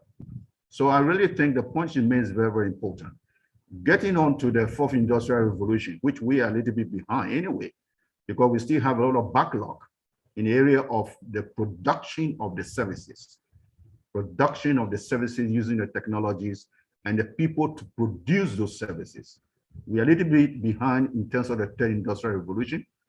So given that the fourth industrial revolution is going to come on, we need to seriously look at the transformation issue at the soft side more than at the hard side in terms of infrastructure, because infrastructure can be driven by demand if we manage to put in place those usage of the technology. Private sector will always step in to provide the infrastructure because it's demand. If people are there, they want it, they will provide the infrastructure. I think that is the point we must emphasize on going on. After 20 years, I think we should be able to grapple with that. In order to the question, what are we using the technology for? Are we using it to transform our economies, education, agriculture, and so forth? I think that is the biggest issue. Thank you. Thank you, Professor Clement, for these important words. I will give, there are 3 attendees who have their hand up, as well as Kolue from the hosts. So I will start with the attendees who have been waiting for some time, and then I will not add more possibilities because more people in for the questions and comments, because we have other questions to answer as well. So I will give you the orders and then we'll stop there. So first it will be Nandifa, then Nuvu, Ponsele, and then we'll have Koliwe. Okay. Hello. Thank you. Thank you, David. Hello. Hello. Yes. Ok. Bonjour à tout le monde. Okay. Je suis Nouveau Koulibaly de la Côte d'Ivoire, spécialiste en télécom et économiste. Alors, ma préoccupation concernant la gouvernance et la connectivité, je me demande si le défi se limite vraiment à la connectivité pour le contexte spécifique de l'Afrique. Parce que je me dis qu'il y a probablement une question d'éducation d'abord à unir avec la connectivité. Parce que quand nous voyons quel usage est fait souvent de l'Internet en Afrique, ça reste à désirer si effectivement, c'est-à-dire qu'il y a des questions qu'on se pose s'il n'y a pas de limite de l'Internet sur le développement. Parce que dans certains pays, quand nous voyons aujourd'hui comment la jeunesse se comporte, l'impact de l'Internet a du mal à être évalué comme souvent positif. Donc, est-ce qu'il n'est pas nécessaire de faire une analyse beaucoup globale et que l'Internet et l'éducation, la santé puissent fonctionner ensemble? Parce qu'en se concentrant que sur l'aspect, la connectivité, nous nous retrouvons avec des citoyens, surtout la jeunesse, qui n'utilisent l'Internet que pour de la propagande, que pour les réseaux sociaux, à ne rien faire. Et en ce moment, l'Internet ne contribue pas effectivement à la productivité, à la création de valeur et, disons, à la création de richesses. Donc, l'impact sur la compétitivité de l'économie africaine risque d'être mitigé. Donc, je pense qu'il faut mettre un accent particulier sur l'éducation fondamentale de la jeunesse d'abord, de la population d'abord, à l'usage de l'Internet.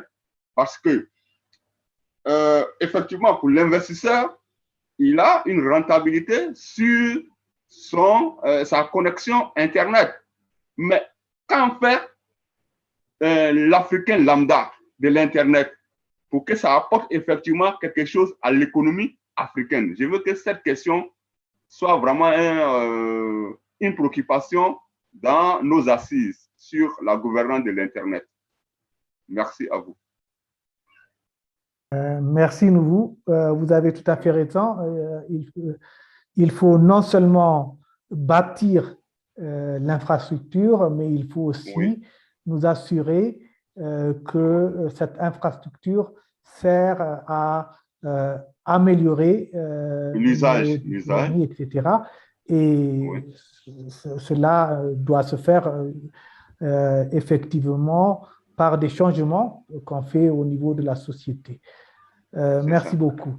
Je pense qu'il y avait une autre personne avant vous, who was a person I named first. Sorry, I didn't write the names. Thank you. Thank you. David? Yes, please go. Thank you very much, and thank you to the presenters and everyone. David, I hear the issue of digital transformation, but I want to take you back to the discussion we had last week on the same forum in another jurisdiction. If we're talking about digital transformation, infrastructurally, and even when you deal with people and systems, my concern is the fourth industrial revolution is going ahead of instruments that protect the dignity of persons. Because as we move forward, we move with gadgets that are manufactured somewhere with us not even having a knowledge of what are the security features. And we feel we are digital transformed as Africans. It cannot be. And as a result now, the new feature of cybersecurity has entered the shores and is playing like there is nothing to actually defend us. I'm saying, if we are serious about what we call digital transformation as Africa, is it not important that we first deal with the actual infrastructure that will ensure that there is protection of data? There is the protection of data in transit, and there's a protection of data when you are transacting. And I don't hear that discussion. We're talking about the availability of the internet. We're not talking about the issues that affect people's health issues, even the smart cities. If we don't deal with those issues, we're still not dealing with what will make people, the rural people, the people of Africa tick. In the light of all the legal instruments, the multilateral instruments that we have. But our digital transformation seems to be running away from that reality. Thank you. This is also a very important comment. It's not enough to have access to have the infrastructure. It is important that it is secure and trustworthy. And for that, we need to do a lot of work in the regulation area, in building institutions like data protection institutions and so on. Poncelet, and then I will invite Ko Liwe. Yeah. Thank you, David. Poncelet speaking here, the Gambian IGF. I just wanted to go back to the people-centered discourse on digital transformation and get the opinion of the MP Nema, because I think our members of parliament, they reflect the people's voices in all parts of Africa.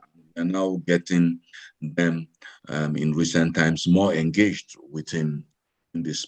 We recently have Halaji Mbub from the Gambia elected to the PAC. Very good, and we have seen the engagements or various members of parliament during the last global IGF. I would like to hear from Nema how she sees parliamentarians being a catalyst in digital transformation aligned with the African Union agendas 2023 in all our countries.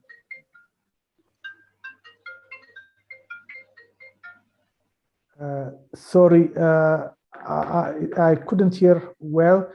Is that a question or a comment? It was a question to Nema, how she sees, okay. how she sees members of parliaments being a catalyst in terms of the transformation in line with 2063. Okay, thank you. Honorable Lugangira. Thank you.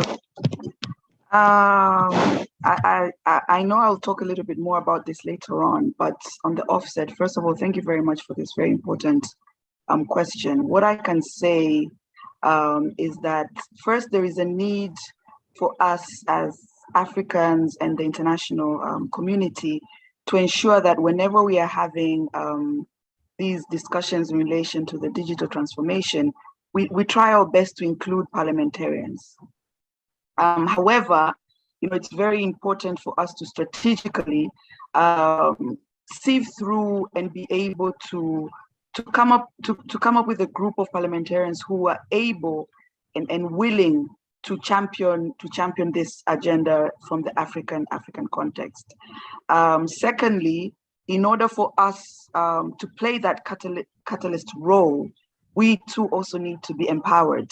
When we're talking about bridging the digital divide, it's also important to equally, recognize that even the digital itself, it's new to most of us, including myself as a parliamentarian. So there is a need to have strategic, well-tailored capacity building initiatives for parliamentarians to understand the digital transformation best practices. For example, we have the AU, digital transformation strategy in Africa. How many parliamentarians in Africa have been taken through this strategy to be able then to compare with the local strategies in their own, government policies and strategies, and then find ways of bridging that policy gap? Because at the end of the day, much as we're driving this agenda as Africa, it has to be localized and customized for sustainable implementation from the country's perspective. And one thing coming from the IGF in IGF 2021 in Poland, it was very clear. And first of all, here I would like to commend also the IGF for introducing the parliamentary track, because now for the first time, parliamentarians' role has been recognized in the Internet Governance Forum, and therefore there is a parliamentary track in place. And one of my asks at the IGF was that this parliamentary track should not end, in Poland and then be reinitiated a month or two before IGF 2022 in Ethiopia. It needs to be a year-long process so that parliamentarians can continue to discuss the different responsibilities that they have, but also the implementation within the respective parliaments, advising the respective governments, but also capacity building, so that when we come to IGF 2022, there'll be a more robust and strategic participation from parliamentarians, particularly African parliamentarians. And one challenge that it's a challenge and also a great opportunity for myself that I accepted, and I humbly thank also my African colleagues who are at the IGF, is that I'll be initiating setting up an African parliamentary network on internet governance. So we're going to start a process to see how we can strategically get parliamentarians from different parliaments within Africa to form up sort of the founding parliamentarian members for this network. And I also wish here to just give a small update. I've already had discussions with Honorable Job Ndugai, the Speaker of the Tanzanian Parliament, about this move. And I believe before the end of the year, he will be making communications to his colleagues, speakers of other parliaments in Africa, to ensure that we are able to nominate, to get nominations of respective parliamentarians, so that we can start moving this along. And I believe with the help of all of you here and other stakeholders, it will be critical for to continue bringing on board parliamentarians, capacity building, and understanding that, you know, all of these initiatives towards African digital transformation, they're all moving blocks. We need to move together. You know, if the digital technology sector moves so fast and leaves us as legislators behind, then there is also a risk of not having that enabling policy and regulatory framework that will create an enabling environment for this sector to thrive. I think I can end there, Bekele, and carry on later on. Thank you. Thank you very much. It's refreshing to hear a parliamentarian talking passionately about these issues, because I remember the time where there wasn't a single law with regards to ICTs in Africa. And I remember a time where data was not protected. And if your data has been misused, you have no recourse with the law, because data has no value with regards to the law. Now I'm glad that you really are working, and I'm also glad to hear that you are working as a parliamentarian on internet governance for Africa, and I will make sure that the Ethiopian Organization Committee for IGF 2022 is aware of that, so that they make sure that there is a similar track for next year. So thank you so much for that. Koliwe, are you still around? Yes, I'm here, David. Thank you so much for the opportunity, and I'm really happy to be speaking after Honorable Lugangira.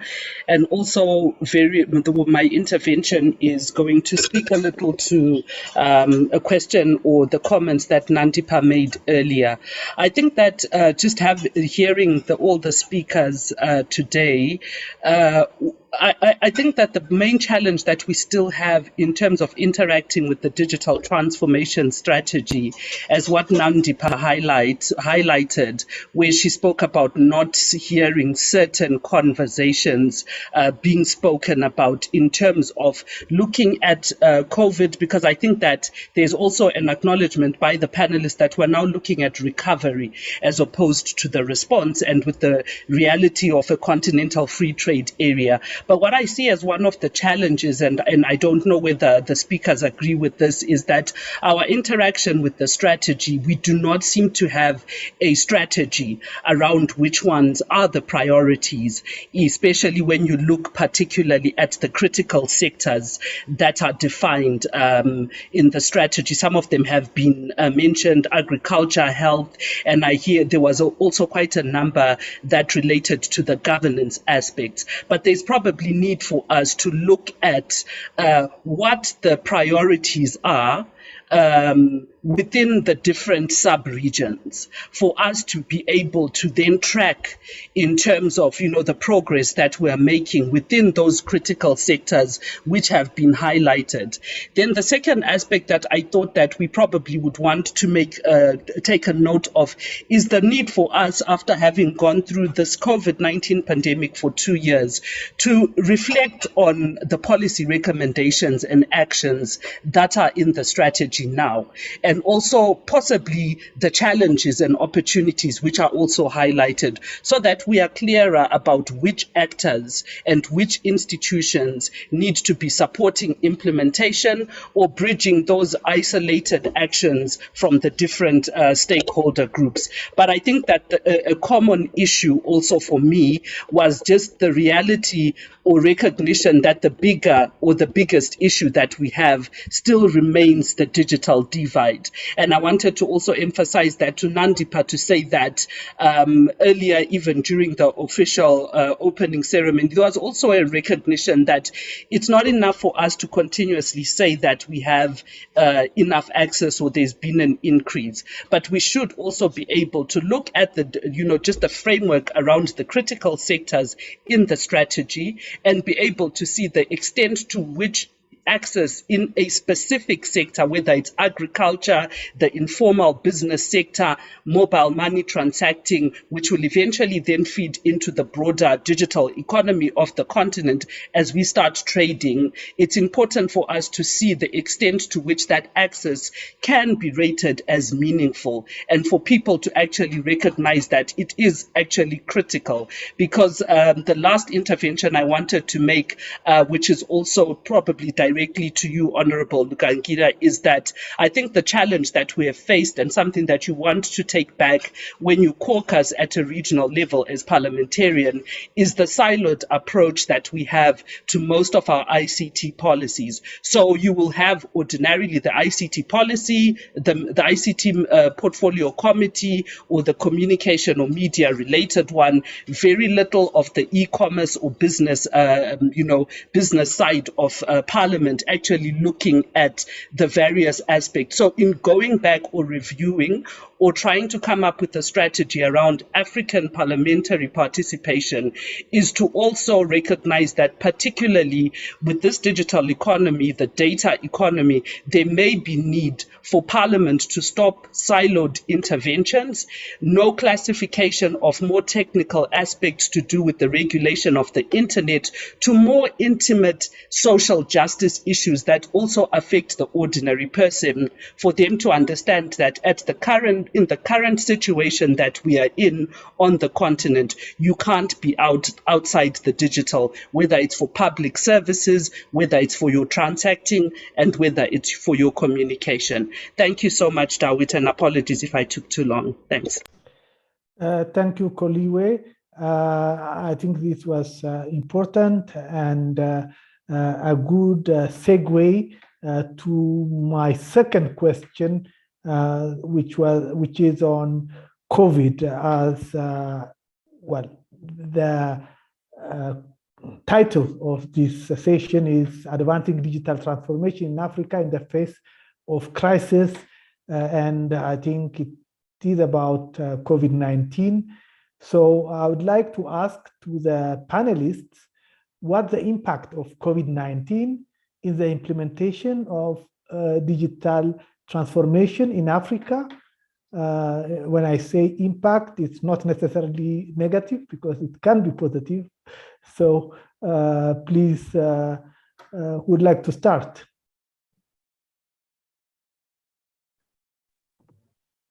Any volunteer?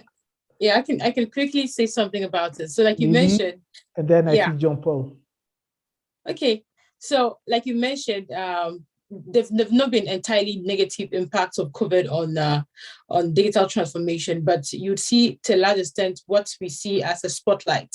When I say spotlight, it means that there was a need for people to, or government or countries to redouble efforts in connectivity, in getting so much work transformed from usually manual to now digital, and have some continuity in activities in countries, and even getting to the grassroots level. But you'd see that it also brought about that it showed us clearly the differences that existed in the inequalities, where you put, maybe let's put two side by side, the rural areas and say urban centers.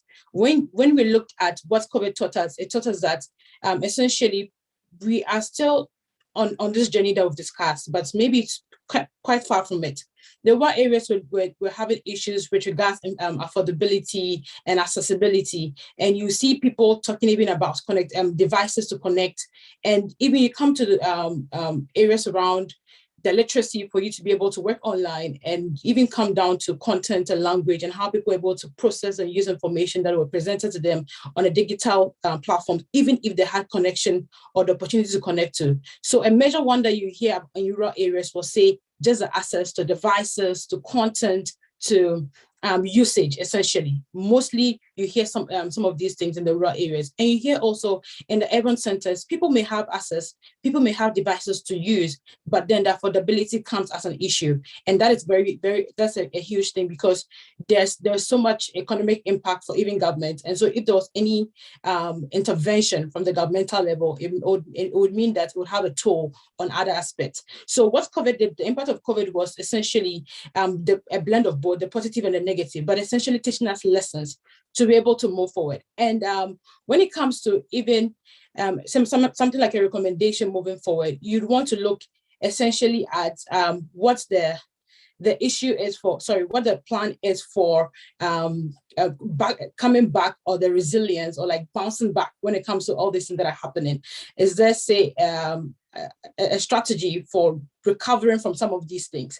And for young people, right, you want to look even essentially at the impact it had on our activities as well.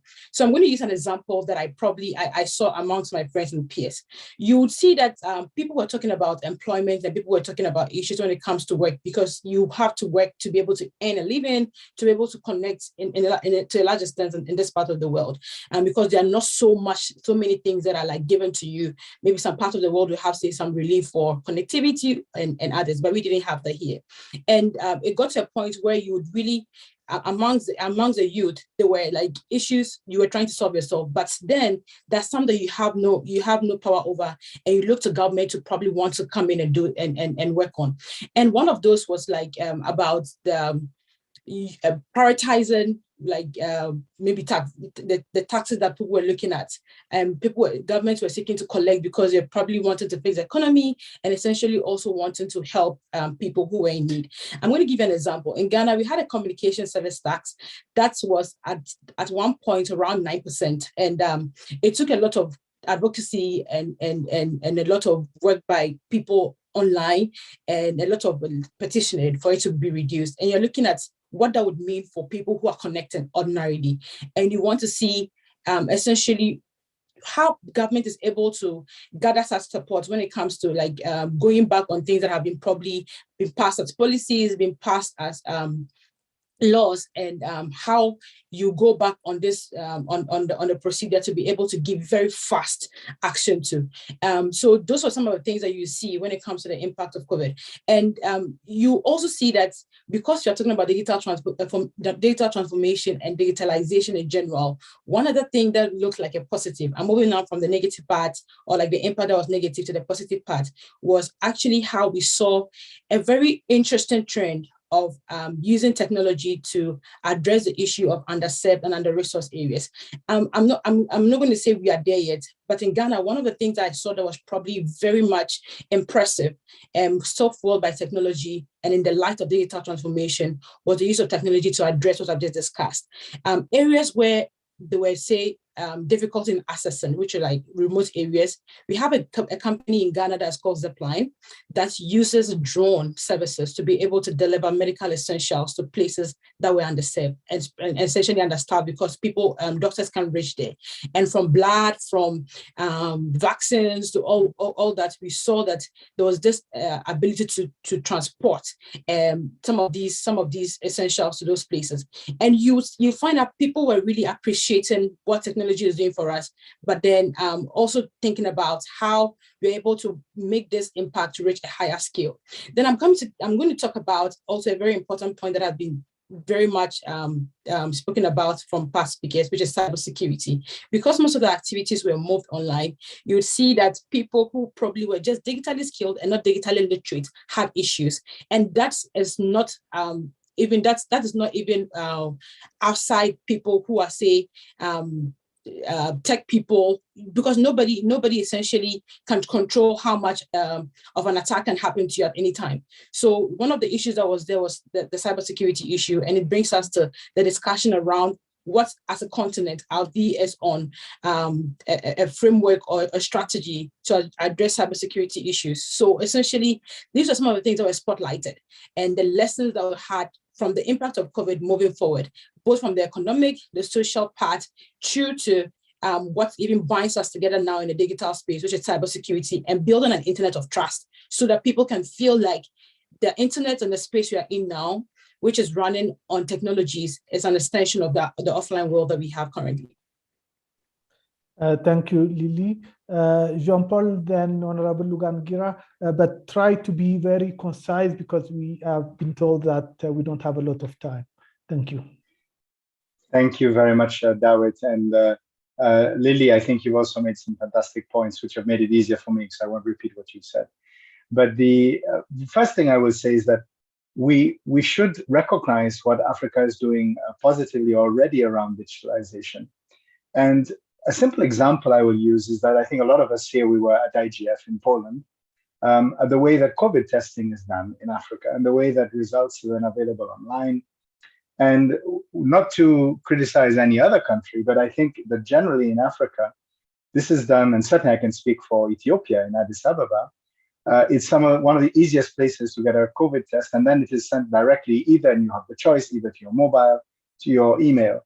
And I think there are a number of other places where this is not as straightforward. And I think Africa has really used COVID in a number of areas to have processes and services available for citizens in ways which have been easier. Another example I will take is from Togo, where they looked at digital payment systems to support their citizens who needed support in the context of the COVID-19 pandemic, where they used mobile phones and a digital cash transfer program to send mobile money to support vulnerable citizens in the context of the response to COVID-19.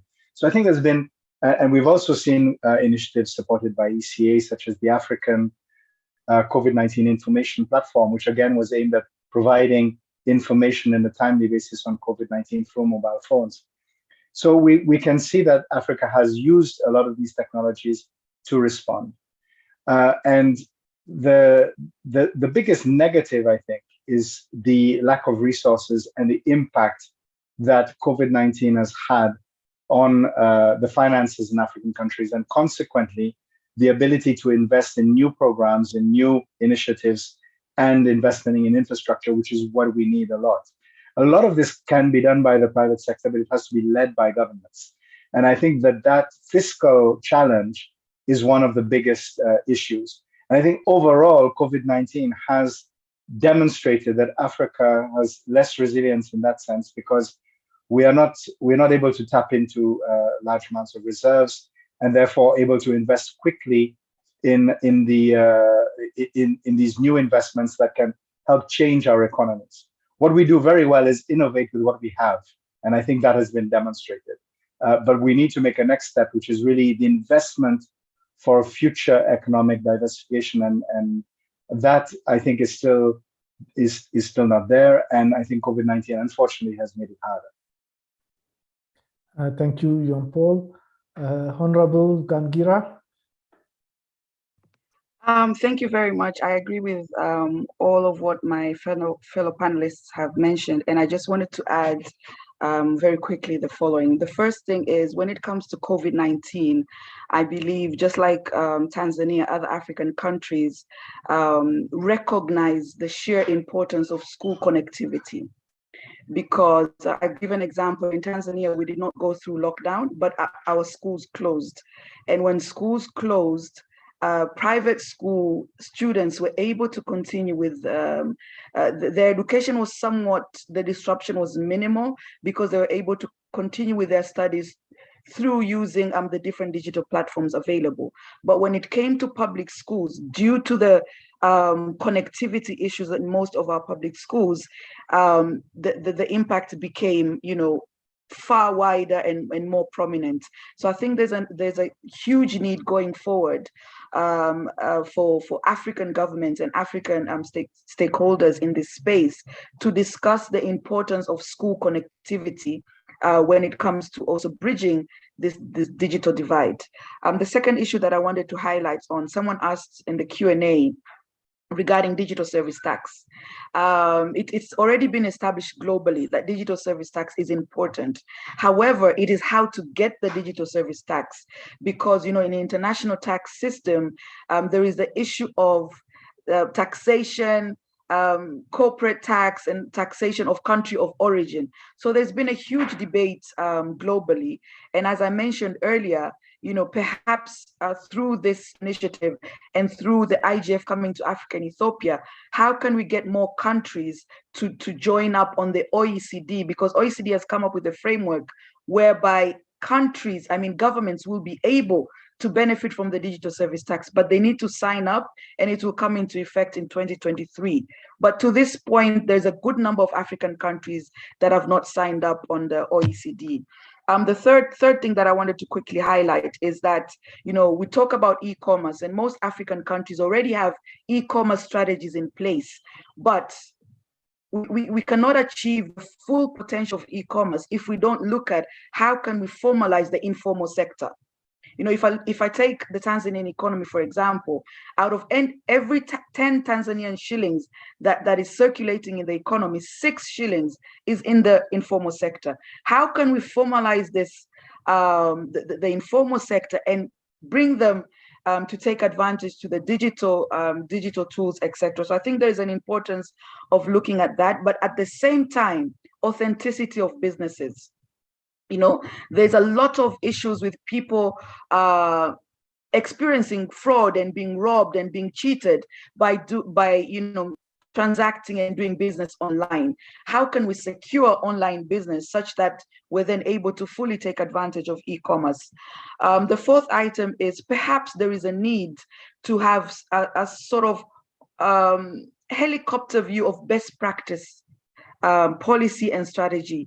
When we're talking about data policy, data protection, cybersecurity, for the African context, what are we talking about? And then perhaps through the IGF, through the AU, to support the different governments to be able to localize, because a one-size-fits-all is not possible, is not ideal.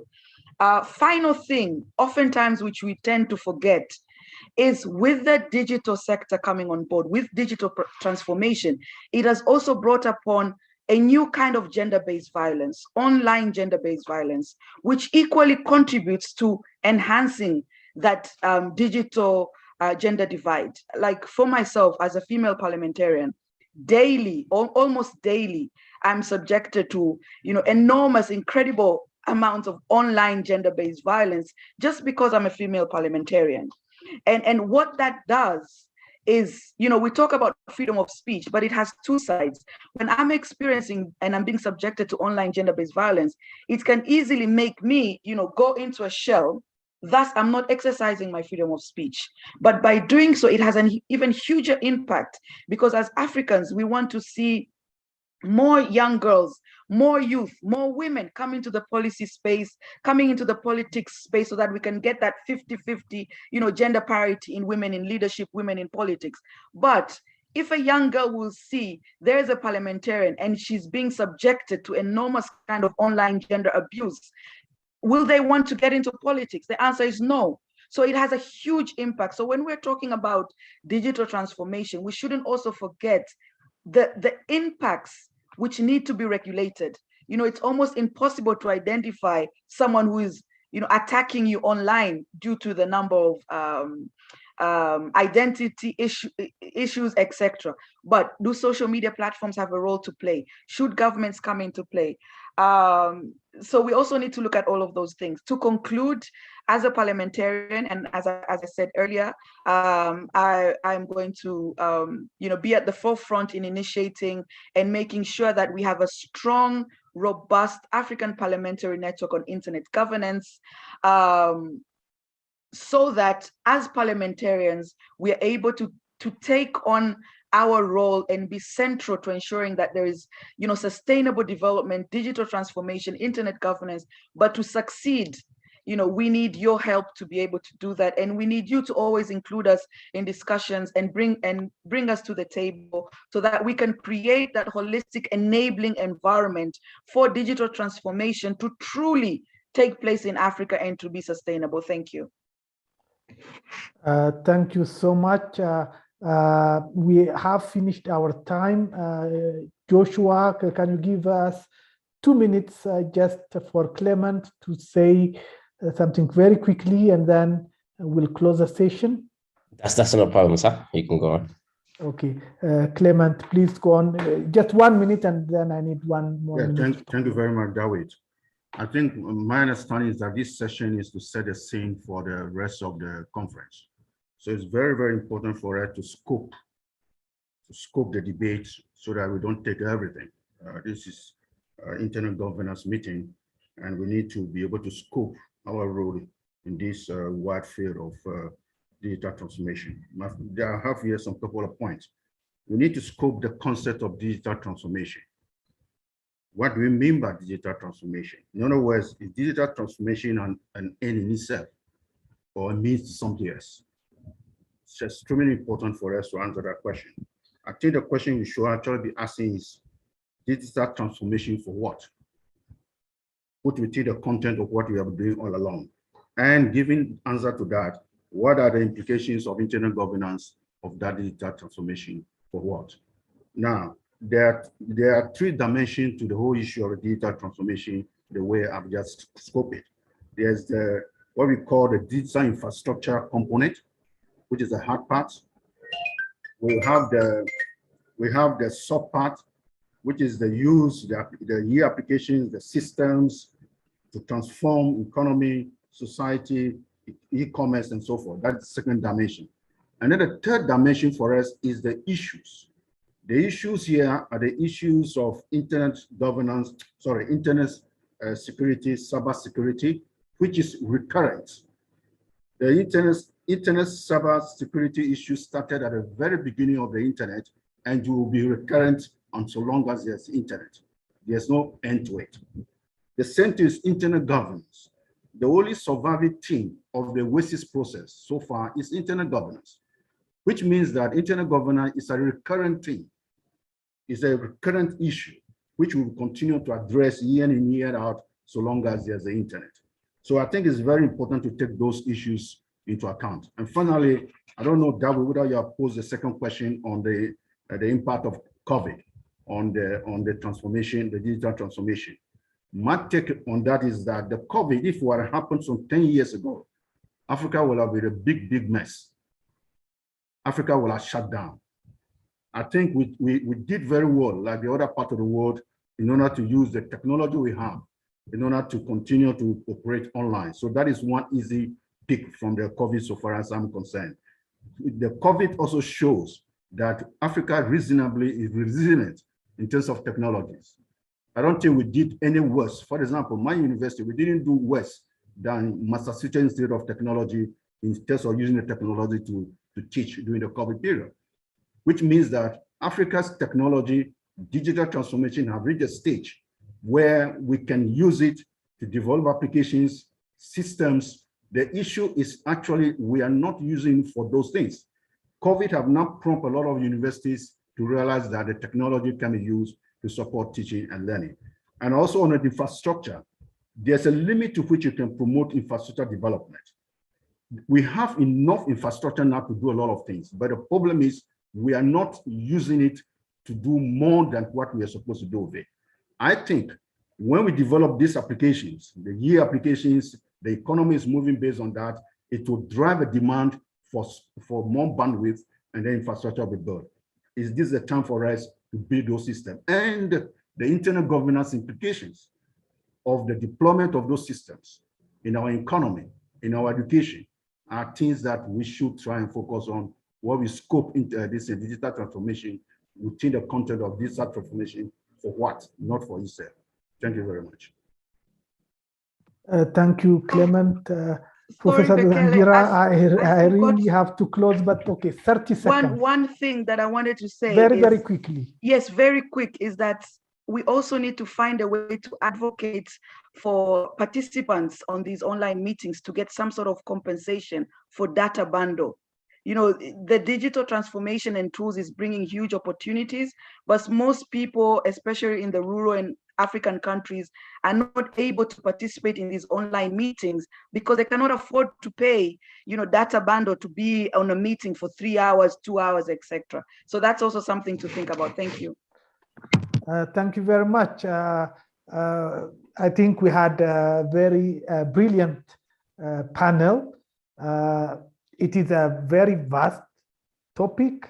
We are talking about transforming a whole economy, and that will require probably several days of work, of discussion. But I think we have done well within this limited time. I'm sure that we have benefited from the very wise knowledge that our panelists have, and I really would like to thank them on behalf of the participants. Thank you also for the participants for being very active. I have been obliged to stop some of, not to give the opportunity to everyone, otherwise it will take us several hours. That shows that there was a lot of interest. I apologize for that, but I hope that the panelists have answered your questions anyway.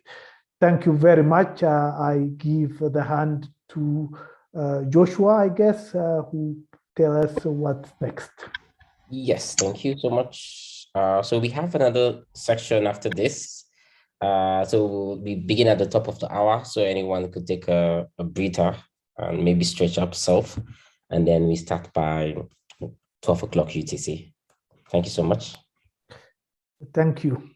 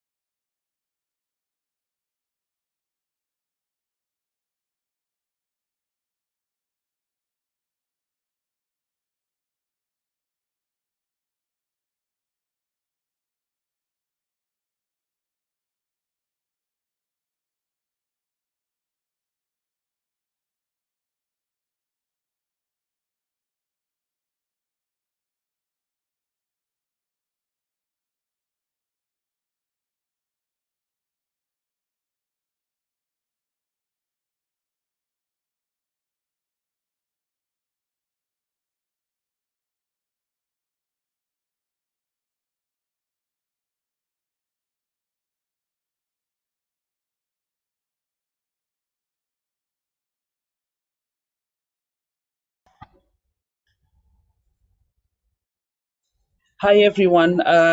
Just a few concerns around. We seem to notice that there are people who are leaving the room. People are expecting that we'll be starting at the top of the hour. But I think we just decided that it would be good for us, seeing as the moderator for the next session, who have been asked to introduce to you from the Nigerian National Information Technology Development Agency. We have the Deputy Director who works or is specifically looking at e-government development and regulation, Bernard Iwa. He's going to take us, or he's going to moderate our next session, which is actually the final session for the day, that we will be looking specifically at the internet, but an internet or just the framework around an internet that works for all. So over to you, Bernard, to take over the session. Thank you. Thank you very much. I think if anyone missed the last session, that would have been a great disservice. I thought that the session has appropriately, laid the foundation for the session that we're going to have now. As I was earlier introduced, my name is Benadewa. I work for the National Information Development Agency. We have a very strong group of professionals here who are going to be discussing on this session, Internet for All. May I call on the members of the panel to introduce themselves briefly. I will begin with Olushola Teniola.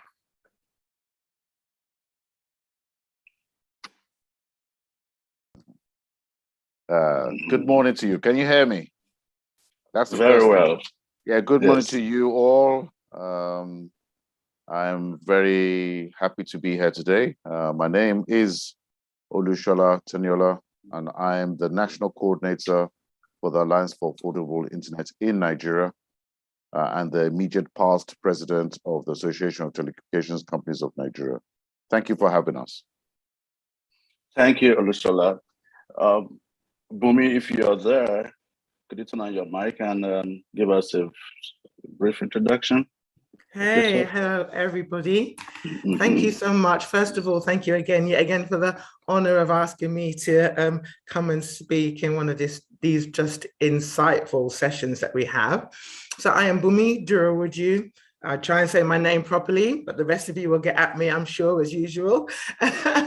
I am based in the UK, but I am part of the Microsoft Business Development Organization. But before that, I've done a lot of work in terms of internet access into Nigeria, and worked with a lot of the regulatory bodies there as kind of looking at affordable access to the internet in various ways. So both professionally and personally, I make it my job to make sure that we can speak highly of some of these issues and really think about what we can do. So thank you again for inviting me. I'm looking forward to the session. Thank you, Rumi. And lastly, but by no means the least, Ines.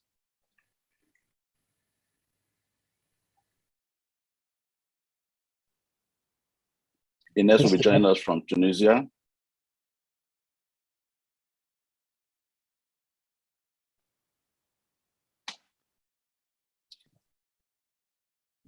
Ines is Tunisia's coordinator of the African Open Data Internet Research Foundation.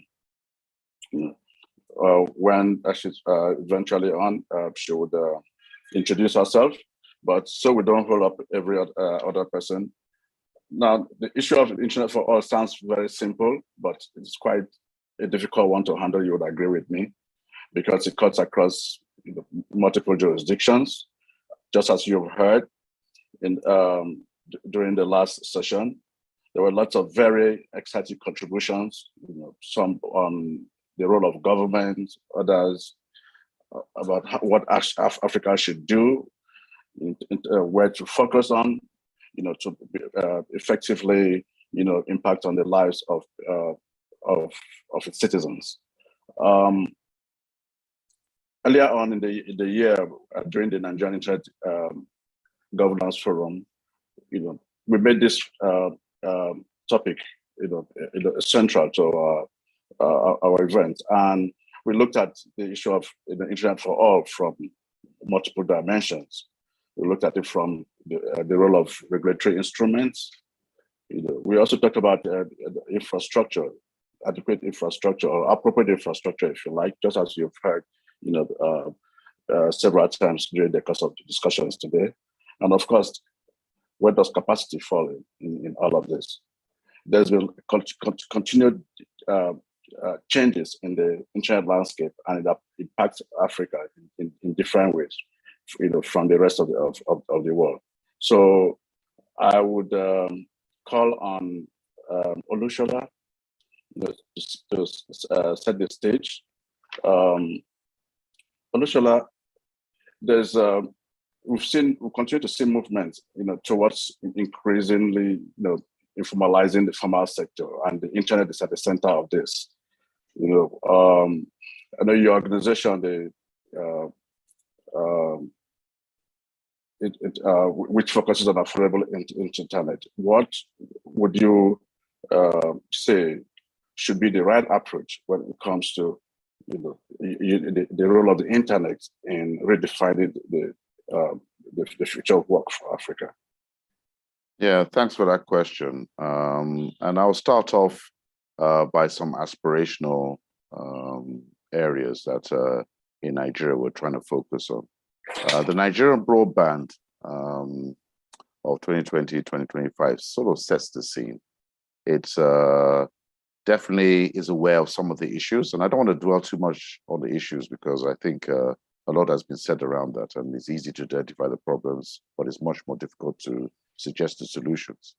And the Nigerian broadband plan actually highlights those focal points, and it focuses on areas to do with infrastructure, areas to do with critical national infrastructure and critical national information infrastructure, and also on the ease of getting spectrum, which is a big issue in Nigeria as we don't have a fixed line network, not an extensive one, and the areas around demand drivers and also funding. Those four areas are critical to ensuring that we have some form of meaningful internet access.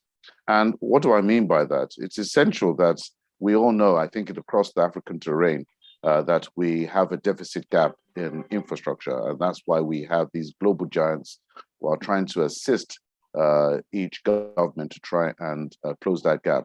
But the reality is that the supply side can be addressed, but really, I think the focus now for us in Nigeria is the demand side.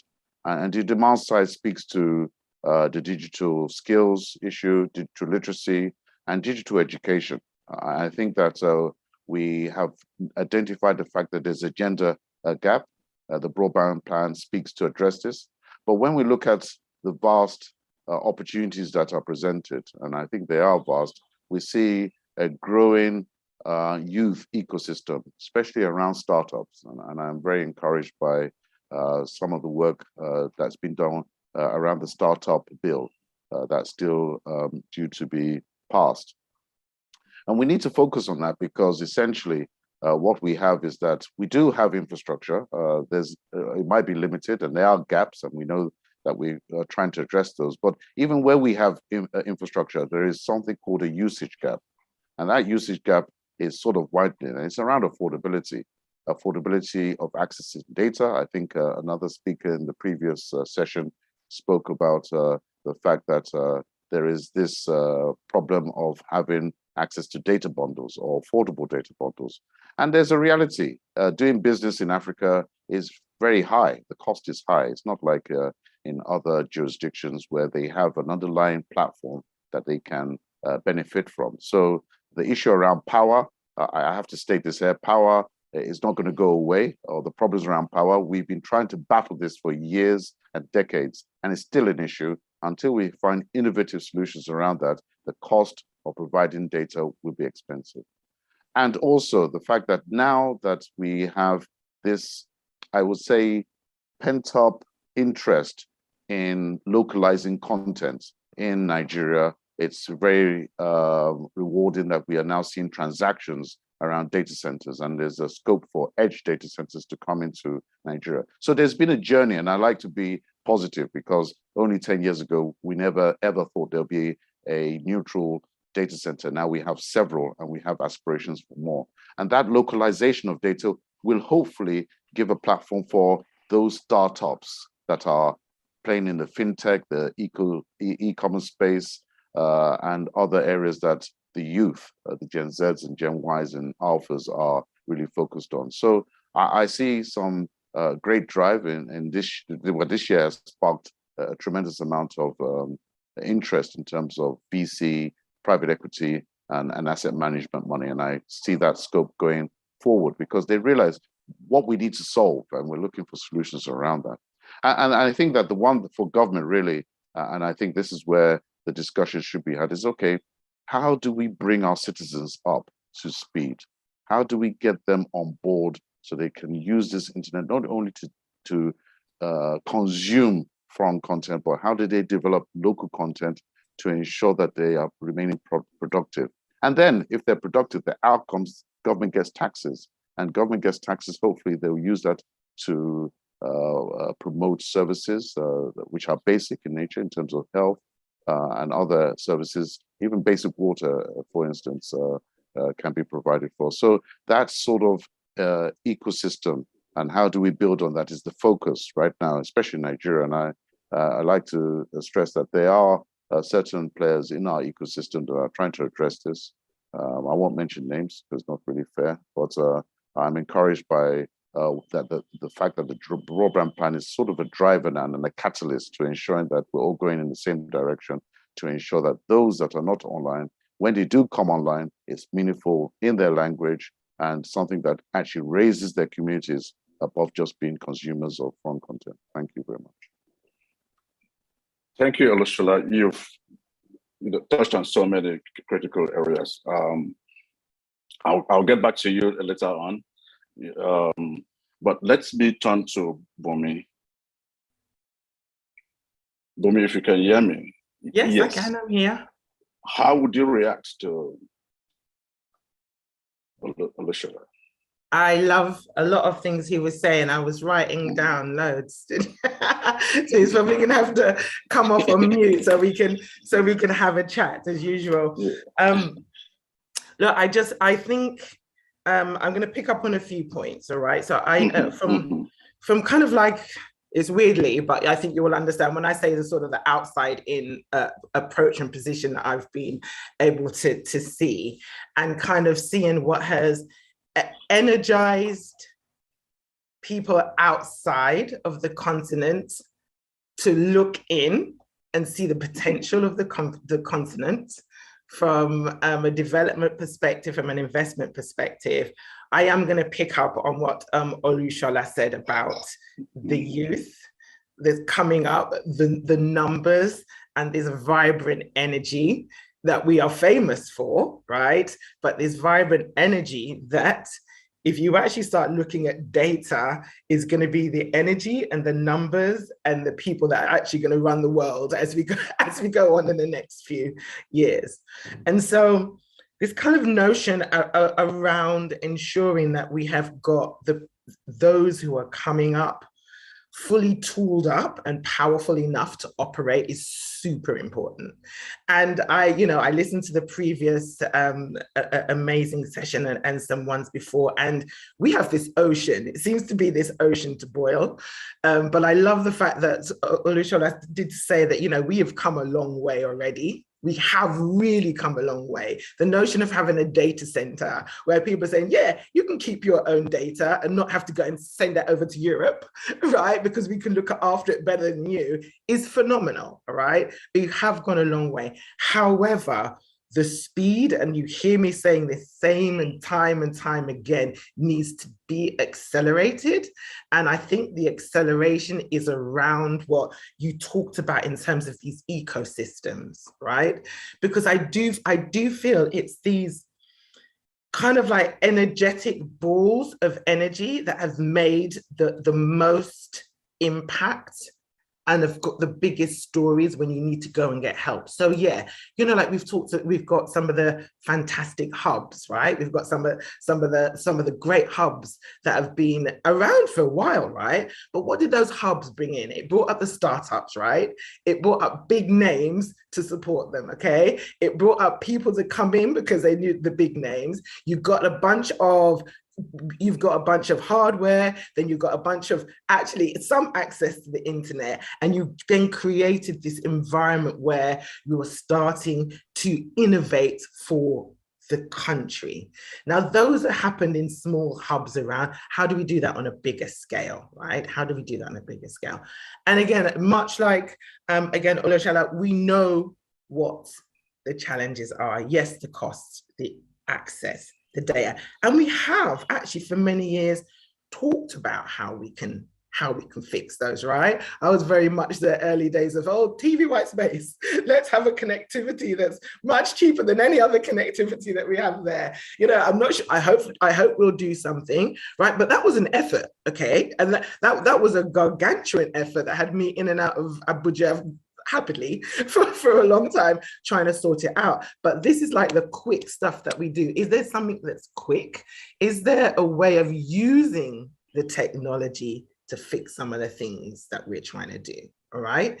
If we're going to talk about education, is there a way of myself or some of the other tech giants who are in our country to start saying, should we be looking at a data-driven education system of which can be used for a certain period of time, not another period of time, but gives the equal amount of capacity building opportunity to certain people? Like, I mean, we need to be thinking in an elevated way to, number one, close the gap, but also not to be distracted around topics and issues that are going to take a long time to fix. So I'm coming at it from a personal kind of scrappy, innovative, you know what I mean, entrepreneurial way. But I feel like that's the energy is our power, our USP, and what we're going to be able to do. Great. So what I hear repeatedly from you, Anna Lushola, basically, around the role of government, creating or enabling new. Sorry, my room is a little bit dark now. I hope you can hear me still. Have you got to send you some solar, Bernard? That's exactly what we are talking about. That's why we're on this session. oh yes, enabling new markets, in key social sectors. You talked about education, healthcare, agriculture, and so on. Yeah, but I like that you also, behind you, there's the image of advocacy for women. And earlier on, when I started, I talked about how the internet is, promoting the growth in towards informalizing formal, jobs and services. Yes. All right. In Africa, we continue to see a very huge, informal sector. Yes. Much of them women, children. Yes. All right. Should we be talking about specific actions around recognizing the growing trend in the new job order, particularly as it affects Africa? Absolutely, absolutely. And I'm not even going to say it's a growing trend, right? Like I said, I'm from the UK, but I'll speak to my mum, I'll speak to my aunties, and they'll tell me what my aunties were doing and what my grandma was doing, right? Females, in terms of the way that we empower our community, that's known, right? That the story is all that we know that, right? But it is a case of, and again, I've done talks to women who want to come into the area of tech and are still apprehensive, right? So yes, it's still apprehensive. The Honorable Minister, and you're going to please help me with her name, Nima Guganjira, the Honorable Minister who spoke earlier on, talking about her vulnerability as a woman on the internet is massive. Yes. In terms of the gender-based violence, right? And then we're also talking about the ability for women to be able to expand themselves in a way in their own terms, that things like the internet and access to the internet does bring. And yes, absolutely, to the earlier point, there are, and again, it's talked about all the time, a bunch of jobs, a bunch of abilities and things that can be done online, as we know, virtually online, open up a whole new set of opportunities that we really need to start capacity building. I've been looking at a business recently. It's based in Ghana. It's providing virtual assistants, it's providing assets, it's providing a bunch of people. They're doing it at the same price, but a little bit, just a little bit okay, but we've got people and they're based out in Ghana. There's no reason why I wouldn't get them to come and support my business. Right. And then they are providing a bunch of of work opportunities. And we know this story, but we have to keep telling this story, and we have to keep, yes, getting people on and providing the space for that to happen. Now, if that is by grants, let's talk about it. If it is by, I don't know, tax breaks, let's talk about it. If it is about providing, I don't know, we've talked about these hubs. Is there a way that we can put some money into these hubs and ensure that these hubs are bringing these women on and giving them the training they need for the jobs of the future? Because all of those jobs from the future can be done in Africa. Trust me, believe me, the jobs of the future can be done on that continent. Believe, from cybersecurity, we've talked about that, we've had data collected from us for years. We're talking about it now because COVID, because like a lot of, it just became a thing. We've had data collected about us for years. Now, based upon our data centers in the country, based upon having people the ability to manage our data in the country, we can be the kings of our own and the queens of our own destiny. So absolutely, uplifting voices all day long, everywhere. Great. And I think I would like to engage with you on that. I'm big on education. I think this is the right time for us to hear from our third panelist, Ines. Ines is here. You know, Ines is going to share a slide she's prepared for education, quite appropriately. So, hi, Ines. Hi, Bernard. Hi, Alusa, Bunmi. Hi, everyone. Thank you, Joshua, and everyone for the technical support and for the invitation to the African IGF. I'm really, really happy that we managed to do it even a little late, but we're here. And I just came back like 2 days ago from the IGF, the global IGF, and the feedback is really good. And we're getting ready for the next global IGF, which will be in Ethiopia, hopefully in our continent, Africa. So thank you very much, Bunmi and Lusula, sorry, you really made the transition for me very easy to education, because I'm at the same time a teacher, but also the Tunisia coordinator of the Africa Open Data and Internet Research Foundation. So today I'll be talking to you about how can the internet be for everyone, l'Internet pour tous, and how big data can have impact and challenges on education and the way forward for Africa. Thank you, Joshua. Let's go to the first slide, please. So first, to make it very easy and to put it simply, so the background on big data is that it is the use of scientific methods to collect and process data.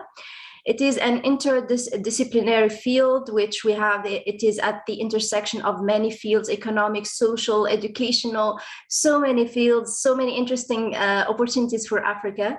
It makes use of mathematics, computer science, information science, and statistics. And it is a growing and promising field affecting many industries and education indeed. So the advantages of big data, as Bunmi now was saying, so how is it advantages for Africa? So the numerical representation of academic results and outcomes, this helps us in a way to focus on specific groups of students. This also helps us in determining the effectiveness for the government, the effectiveness of policies and initiatives. This helps the government to be more organized and to focus allocation of resources in the right way and in the right paths.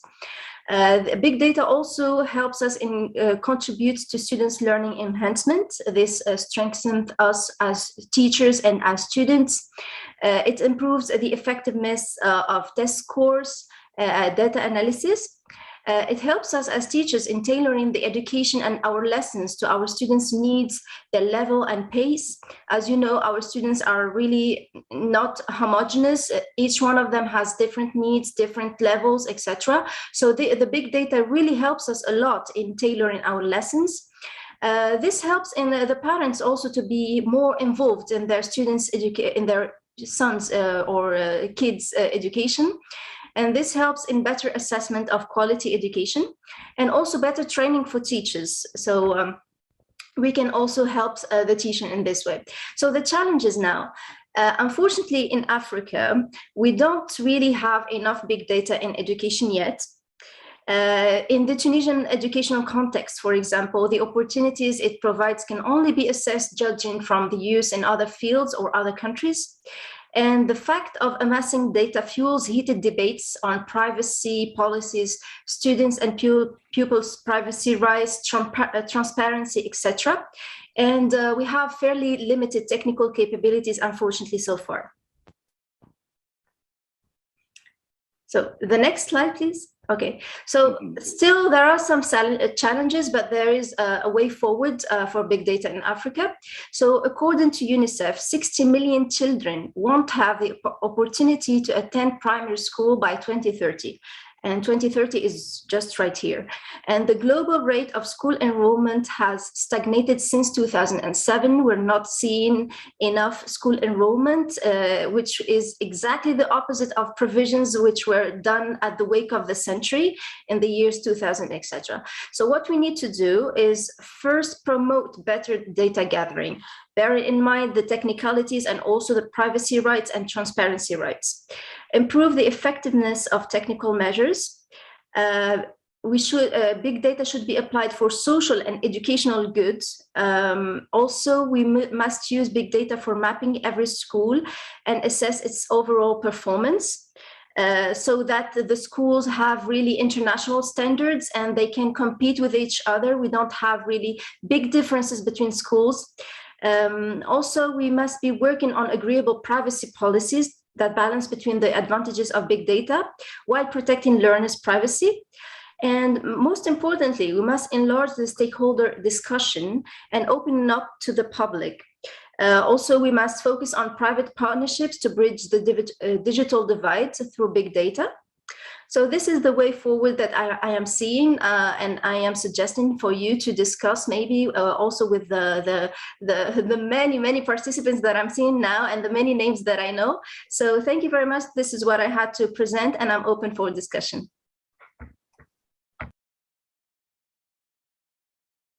Thank you, Ines.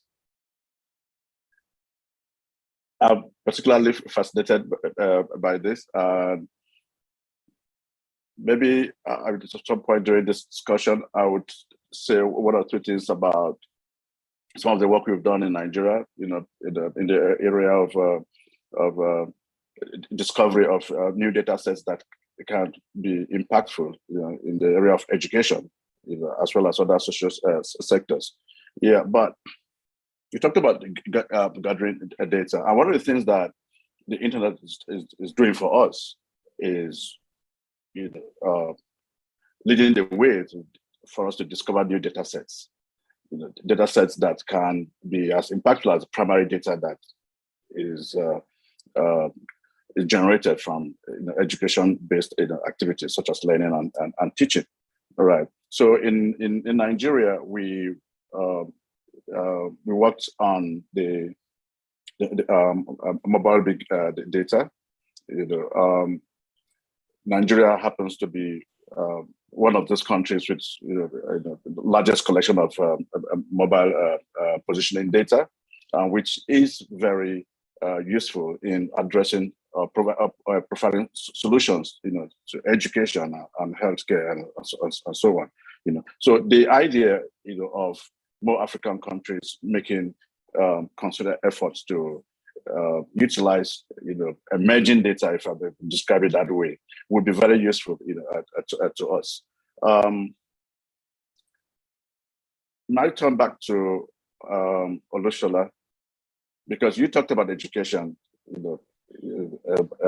specifically, in your opening remarks, right? So, what are the opportunities for us, to employ data? I mean, which again is one of the key infrastructures that the internet has provided for us or has elevated. How do we see African countries using this to enhance the fortunes of the education sector?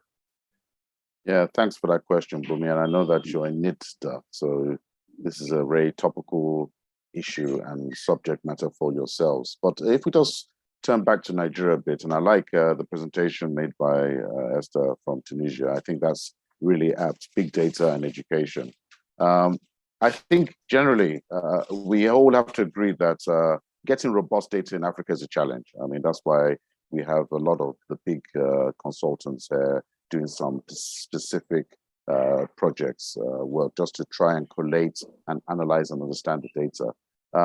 One of the things that I believe very tremendously is that the technology always sorts itself out. I mean, the internet is largely an old platform as we know it. We know that we are now transitioning to the Internet Web 3.0 or the metaverse. But let's just step back a bit and just see that a lot of the data that is generated from Nigeria, for instance, is being utilized by various other companies that resides outside its jurisdiction. And it's just recognized by government right now that the areas of open data, the areas of data sovereignty are topical areas that really, if Nigeria wants to be part of the African Continental Free Trade Agreement and benefit tremendously from, then we have to start to harvest the data. Data is the key. And I think that, yes, there's a lot of transient data that exists because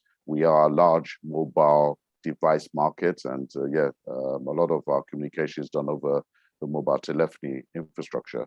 But if we step aside and we look at what is really practical, the static data, some of the data sets that can help us, we have to start really from the basics. And that's why I said education is key. We need to really have government really making aware to the citizens how important their data is. So having an enabling data protection law is important, but then understanding data privacy is also another thing. And really, if we start from that basis, starting as early as possible, and I say early as possible because at the moment there's nothing. Everything is either driven by the big techs, and we are really happy for the work they're doing, but it shouldn't just be left on the big techs to drive digital education. There has to be some understanding and recognition that our curricula has to adapt itself from the old ways and the old subject material to include what we all know, the science, technology, engineering, and maybe arts and mathematics, to a degree. And then I think the retooling is really important. I think a lot of industries in Nigeria right now are still based on the analog way of doing things. Yes, they might have a big cabinet folder with data sitting in some reports and in paper format. But we have to look at how do we digitize that? How do we then create a digital process? And I think in the previous session, they spoke about digital transformation.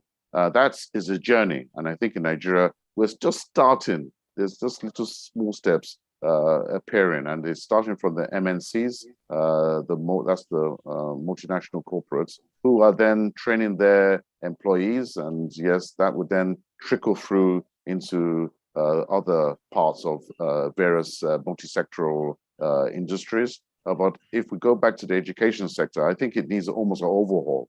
I must say, without holding anything back. We need really maybe NITSDA, and I'm putting you on the spot here, Bernard, whether you need to really drive that through the Ministry of Education, because nothing's really going to happen. I can tell you what will happen. The private sector, and that's the private education sector, will drive some of these things, and it will only be what they feel is necessary and what can be afforded by the parents of the pupils they send to their school. But the problem you have with that is that you have various initiatives, and it's very skewed. There isn't this holistic understanding. What is basic digital literacy? We're trying to define that right now as part of the implementation of our Nigerian program plan. And I know that NITDA has just struggled to even give us wordings around what does digital literacy mean. Some of these things really is a top-down. You can't expect a bottom-up approach. I mean, yeah, there's many ways to skin a cat. I always say that. But what is it that we are really looking for in a Nigerian context? I know that other countries are a bit further down the line, and other countries are looking to Nigeria because we have a massive population. But the problem is that what you define in the south as a template may not be accepted in the north of Nigeria, because they're coming from a different place entirely, and they have different culture and a different understanding of what digital means to them. So I think it's a huge elephant task. We have to start from somewhere, but I think that, and I agree with Bumi, really 100%. I think we need to take bite sizes of this problem. And then when we execute, we monitor and evaluate, and then treat success as success, because that will then feed into the other parts of society who might be more cautious, more conservative, to understand that actually this journey of digital transformation requires everyone to be digitally educated. And if they see more successes being performed or being carried through in society, it pushes them to also come on board. So that's where I'll leave it. There's no easy answer to the question you asked, because it's a really multifaceted and quite complex one to address. Thank you. Indeed, it is. I think I could almost say that everybody on this panel is sort of a data enthusiast or professional, and so we might as well, easily say that we've recognized data as one of those, potent tools or infrastructure, to enhance internet for all on the African continent. All right. Now, you mentioned NIDA. I just want to say that yes, for us in NIDA, yes, we recognize digital literacy as a means. And just as earlier on, Clement talked about is how we can use tech to restructure African economies, right? Education, healthcare, agri, hospitality, and so on, right? So the idea is, as I mentioned a little while ago, how do we continue to recognize new data sources that the internet is giving us? Social media data, right, and other new forms of big data. I would say that we have to move towards enhancing governance, data governance policies and frameworks, especially those that would enable us to derive more value from government data, whether it's data that sits in the education sector or health care sector. One, and two, enabling interoperability or movement of that data across multiple sectors, to enhance decision-making process, to elevate the process, the transparency, and of course, the usability of data, to further, stretch, the value proposition from data. Right. Now, Bumi, myself, and Shala, we've given a lot of, from the Nigerian perspective. I would like to hear more from Ines, from her side, how, what efforts are being made, to utilize data, whether public data or private owned data, to enhance social sectors in your country. Thank you very much, Bernard. How to start this is really is not really easy. As you said, first of all, Olusula really rightly mentioned the problem of texts and laws and norms that are not binding for all the countries. How can we protect data? How can we be transparent? So in terms of my country, Tunisia, it is part of the Open Government Initiative partnership. Sorry. There is a very, very interesting really a study that I'm going to share the link now on the chat box. So this is the link. So I'm sharing the link here. So it's a study about data protection in Africa, and it looks at the Open Government Partnership member progress. So not all countries in Africa, unfortunately, I believe it's unfortunate that not all of Africa countries are in this study. There is also Tunisia, there is Senegal, Morocco, Ghana, Cabo Verde, Burkina Faso, etc. I don't see Nigeria for some reason. Maybe it is part of it, but it was not in the study. So basically, to put it simply, this study talks about data protection in the African countries, and it talks about the challenges in transparency, the right, the breach of notification, data processing, and also it gives some recommendation to. So all over the study, there are many recommendations.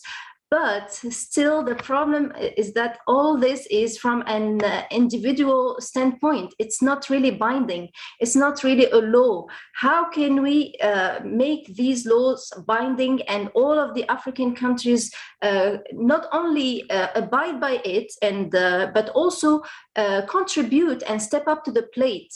I'm not saying that all the laws are going to be perfect for all countries. That's why we need also some local touch, some local to localize and contextualize these laws. That is for sure.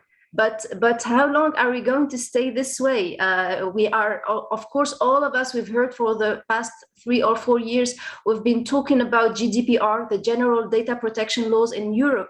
And this changed the whole internet ecosystem, really. It really changed the world. How long are we, is Africa going to stay like this without really laws that bind us and protects us, but at the same time, some big names are using our data. Our data are stocked, stocked, and they are taken, they are used, they are sold without our permission. All of this is used for economic purposes, social purposes, and we're not taking advantage of all this. So this is what I really want us all to think about.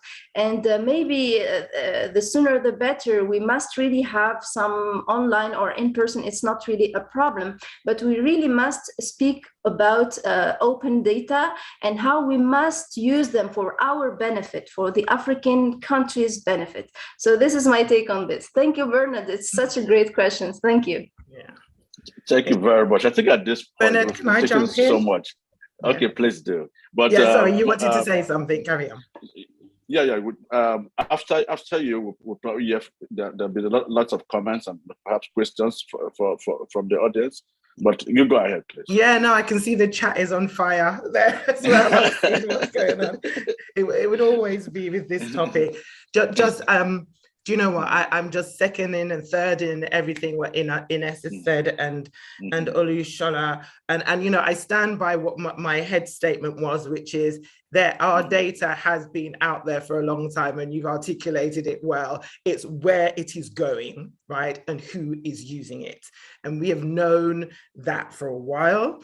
And in the spirit of positivity, as Olushola has started this off, you know, we have the tools. So I think sometimes I want us to try and come at this, and yeah, it might be Bumi with her rose-colored glasses, you know, standing in here in West London, but it's all right. Take the energy, right? We have those tools, right? We have the people, we have that level of data. We do, as we said, are starting to get this infrastructure together where we can keep that data. We're understanding, right, what kind of things we can do with that data, as Ines said, in terms of our education, our monitoring, and what have you. I would actually like that education slide that you put down to be even more elevated. Like, yeah, I would love targeting education, but I'd also like, what are the alternatives, right? Why are we sticking to certain curriculum? Why aren't we taking a 13 and 14-year-old out and taking them straight to coding?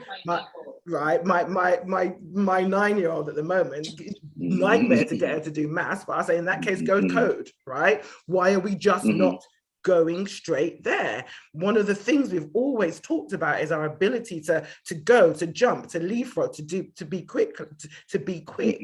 So understanding what we can do and go straight there. And so I do feel that we have all of these elements. I will say, and I've written it in big paper here, and I would have it on this conversation, the other conversation, trust, right? Ines, trust. Olushola, trust. Bernard, trust. Anyway, let me not get my baggage here. But right, in terms of the people who are having this discussion about collecting the data, placing it somewhere, you have to be able to, wherever possible, garner trust, right, in terms of what will then happen.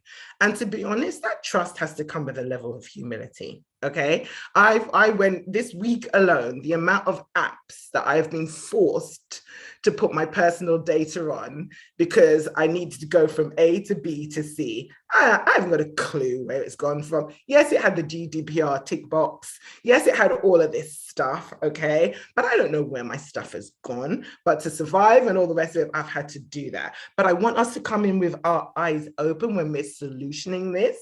Otherwise, we're going to keep behind, right? We're going to keep behind. We'll be like, oh, let's collect the data and do all this great stuff with education, and then we've just put a bunch of vulnerable people out there. So I want us to be really open-minded when we are talking about, yes, this notion of big data, hugely important in terms of what we can achieve going forward. But absolutely, we need to be trustworthy custodians of that information in order to empower and get people to use it, to give it, to use it in a certain way. And absolutely, the people have got that information already. I'll stop my baggage now. Great.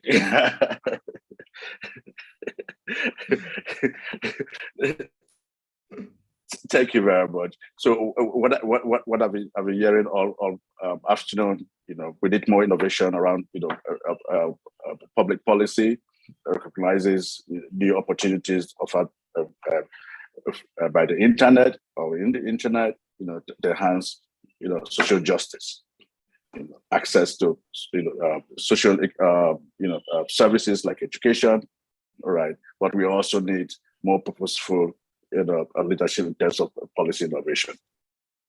All right. So let's hear from some of the let's hear some of the comments from the audience. Let me see.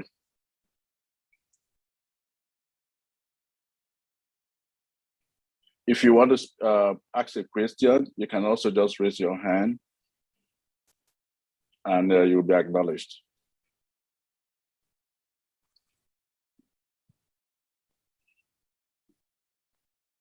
Bernard, I see 2 hands raised. I'm not sure who's that. Okay. 3 hands. Yes. Okay. So I guess if you call on any of them, they'll speak. Your mics are muted. Okay. Okay. I can see them. Let me see. There's Pon Select. I'm so sorry. Okay. Are you getting me? Yeah, please go ahead. Okay. Thank you for hosting the program perfectly. This has to do with the data issue. The data issue is very important for our social economic development for our country. But most often, as the speaker said, it has to be institutionalized. It has to be institutionalized. Because at the higher level, at the ECWA region, ECWA has data protection policy that require all ECWA countries to domesticate into the law. So ECWA needs to monitor that policy and make sure all ECWA countries domesticate that policy and follow it to make sure that it be implemented. Because that document have been signed by all the presidents signed that document to be binding on ECWA countries. But I don't know how far they are gone. Some countries are domesticated and sent to Parliament for enactment. I think some people still pending for enactment.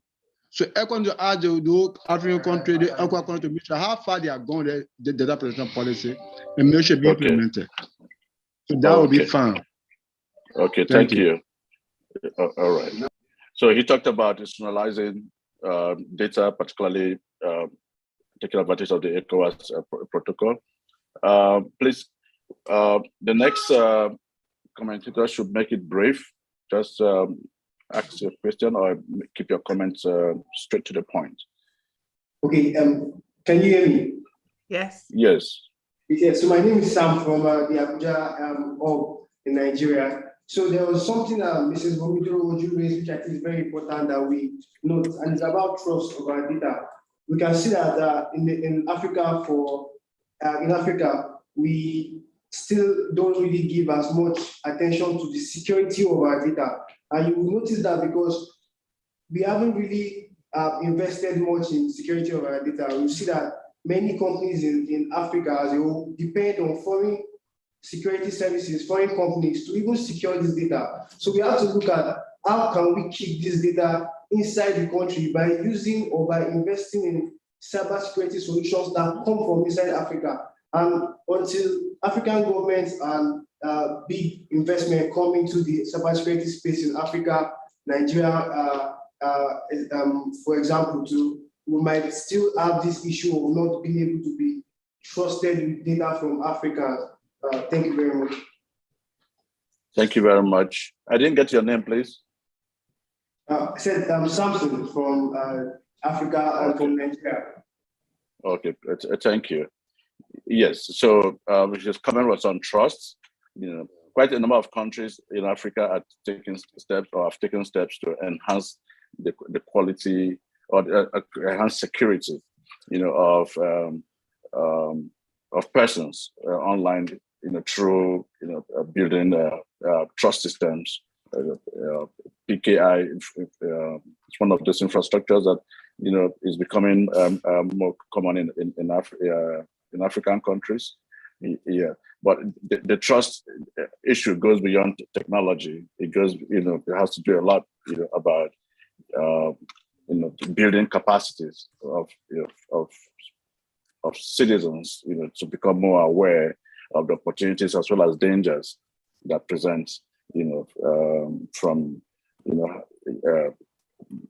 having access to the internet and other devices. Okay. Can I go ahead now, Bernard? With my please. question? Yes, please. Yeah, it's Ponslade from the Gambian IGF. I just would like to get the perspective of all the speakers who have spoken in regards to how they see the digital landscape has played out for Africa as a continent in this time of the pandemic.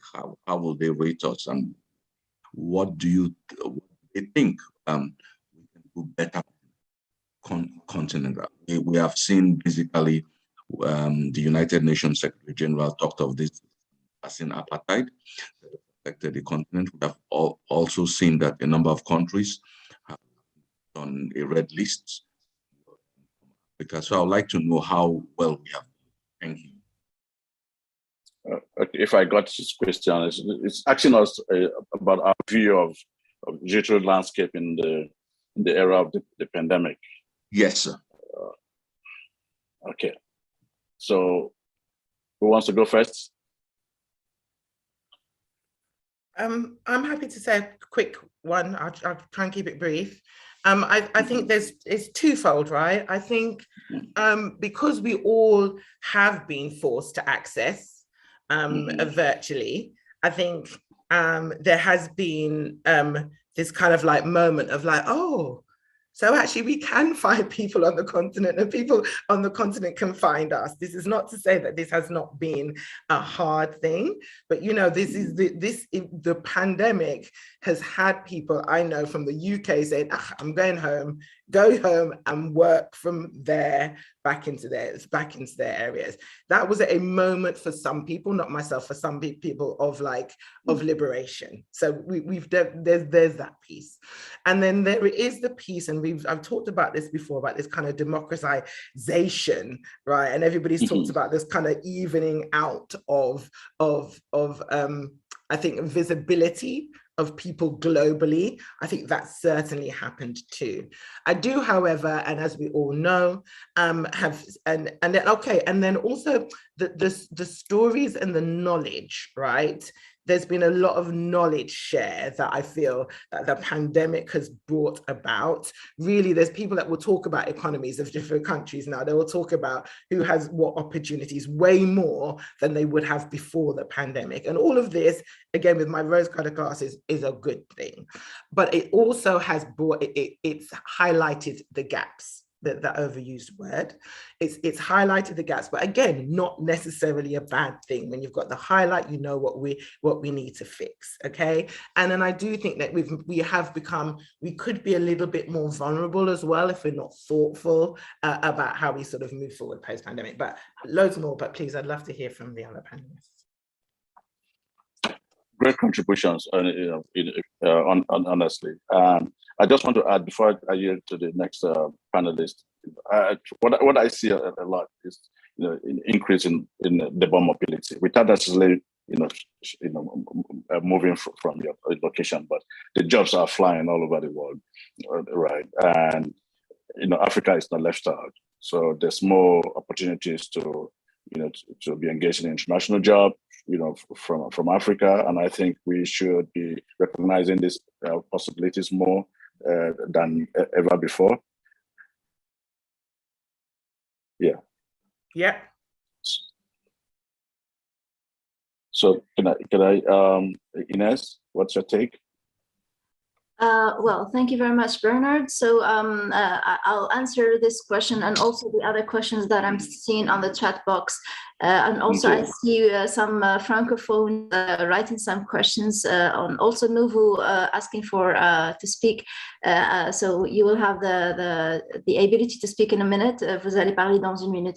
So just I'm seeing how some people are speaking about digital literacy and how about the security and how about also the infrastructure. And some are suggesting in the chat box that parliamentarians are the ones who are going to do all this. Well, I do agree with all this. By the end of the day, I do agree with all this. But I think that any solution in our African context has to start from bottom up. It is true that the laws are going to be binding and from the governments and from the parliaments to be voted for and to be passed, but it has to start from us, the people, the civil society, the teachers, the schools, etc. We have to start it from the bottom, and then we make our suggestions, and we make our suggestions in a term.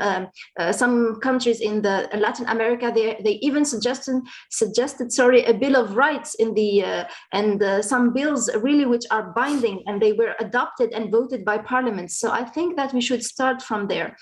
So this is my, so I think we had some issues, some breaches in the African context during the pandemic, but I feel by the end we did, I think, well in adapting to the new context.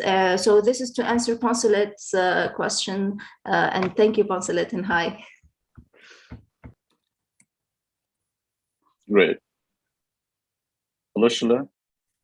Yeah, thanks for that, Bernard. And it's a great response from my co-panelists. They've done a great job. I would just like to add something, and I've always said this.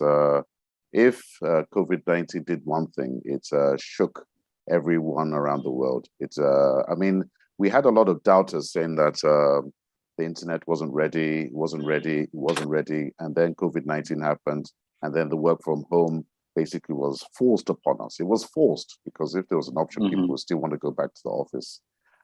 So that period actually exposed our deficiencies. The deficiencies were always there.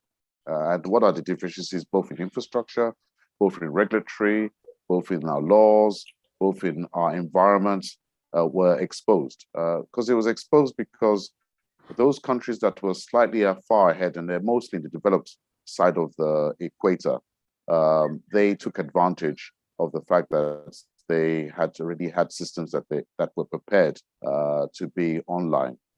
So in Africa, we are playing catch up. There's no hiding that. I mean, there is a recognition and an opportunity that deficit, and that's called the digital infrastructure deficit, can be closed. I mean, we give out. I don't think 2030 is going to happen. It'll probably be in 2035 or 2040. But the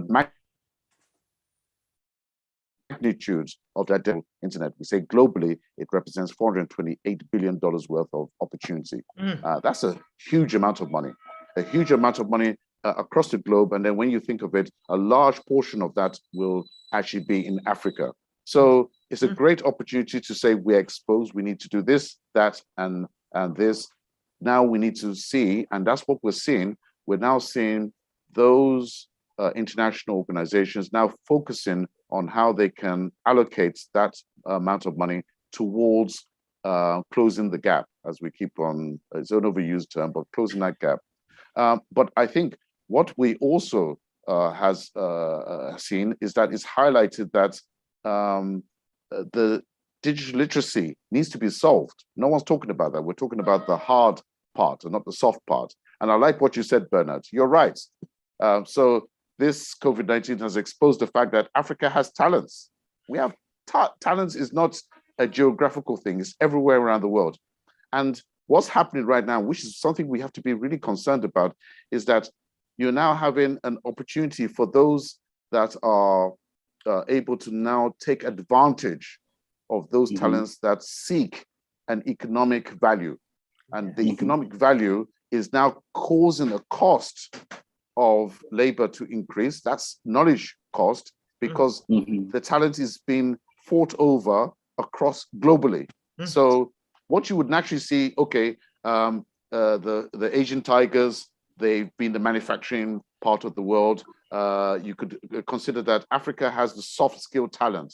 And now what we don't want to happen is that that soft skill talent that is being transformed from where it was to a digital form is not actually benefiting Africa. It's actually benefiting other parts of the world. And I think that's what we're seeing right now. So there's almost like you're saying, our data is not here, it's being utilized by others.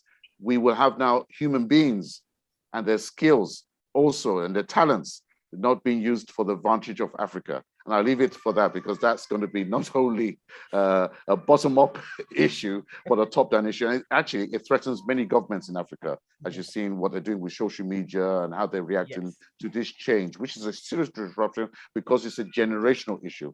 The Gens X, and I keep on going about it. I'm a Gen X, well, probably not me anymore, but the Gen Ys, the Alphas.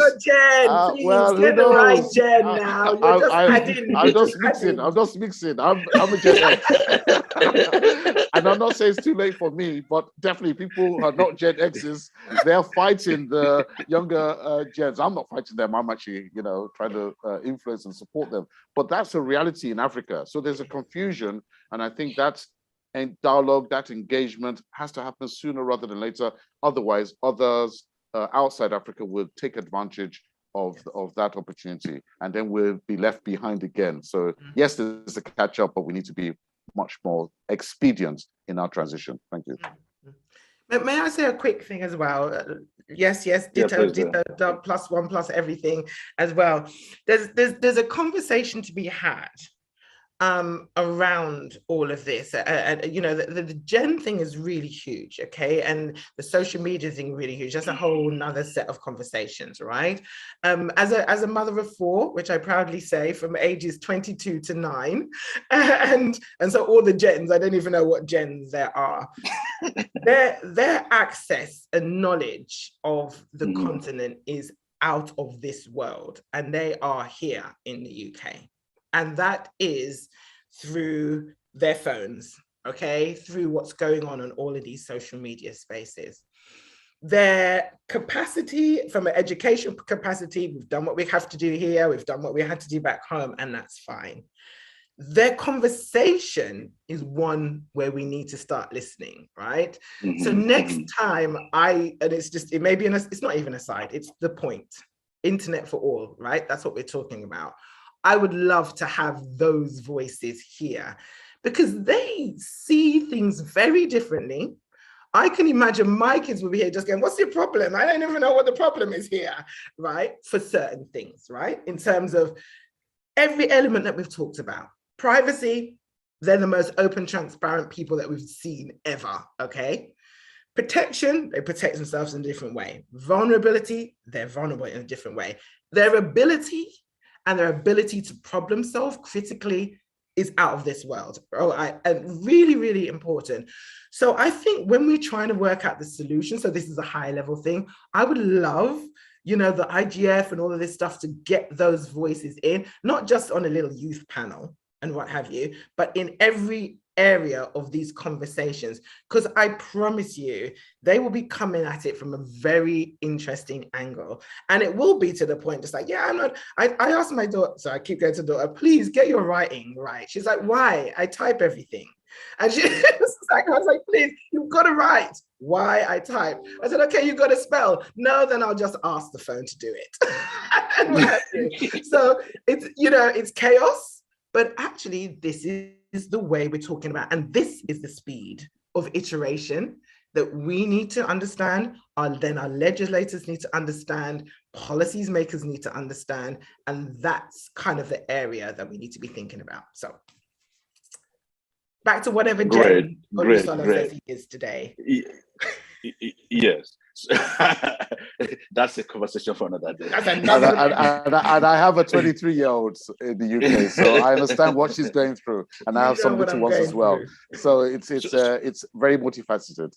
Yeah. Appreciate it. No, from someone in government, I would admit that public policy, has moved to the streets, or the digital streets, and we need to listen to to those voices even more, in formulating policies. So I quite agree with you. Okay, so final thoughts, Ines. 2 seconds. Thank you, Bernard. It's just how much time do we still have? Like 5 minutes, 2 minutes? There are, because two participants. We don't have up to 5 minutes, but say something. Okay. I'll give. We have about 3 more minutes or so. So I'll give the participants 1 minute, to say something really quick, and then we do a wrap up.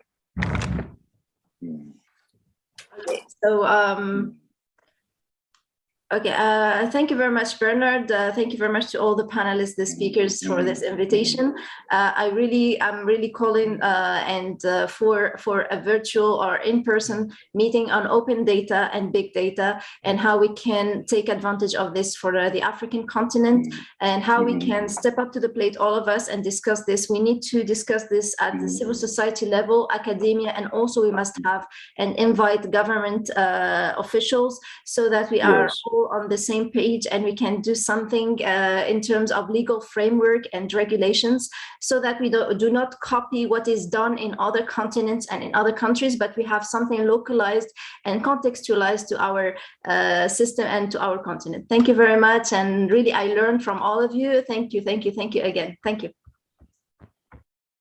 Okay. 1 minute. Oh, for me, yes. Ines, thank you so much. I love the way that you contextualized what we need to do in the education space, and I can't wait to have more of a conversation. Again, thank you everybody on this call for just continuing to push this. As always, I want to talk about it, but I want to be able to do it as well in whichever capacity, whichever hat that I'm on. And again, I think the biggest call that I would say is really think big. I know that there's hurdles in front, but it's not the first time that we would have had to deal with hurdles, and see the technology and internet as the ability and the empowerer. And if we can think about it in that lens, that's cool. And then let's get more voices around the room as well when we're discussing. Okay, should I give you 1 more minute, or you've had your 1 minute? I will even use 30 seconds. Just sound bites, really. I think I'm no longer Gen X. I've been thrown out of the room entirely. So I'm not going to be Gen in anything. But all I will say is that we should see this as an exciting time. Africa is in transition. It is. Whatever we have said here today, some would like it faster, and that's the boomies of the world. Some are saying, well, I'm not too sure. That's a great opportunity for IGF to lead the story, to make it more aware, because to be honest, we have no choice. As we've said, our children are waiting to inherit a world that unfortunately is going to be just digital. Thank you very much. So from me, I would just add that what we are confronting here is norms that refuse to go away, and we are facing the reality of it. So from our respective positions or environment. We need to look at how we can force a change in the choice architectures, that these norms are based on. And for the internet, a global phenomenon, but we need to increasingly look at how we can domesticate it, to fit into the demands of our local communities and economies. So thank you so much. I've enjoyed listening to you guys, and I want to plead that perhaps we can keep this panel, forever by engaging and trying to see how we can find solutions, or create practical solutions to what some of the issues that we've talked about here. Thank you.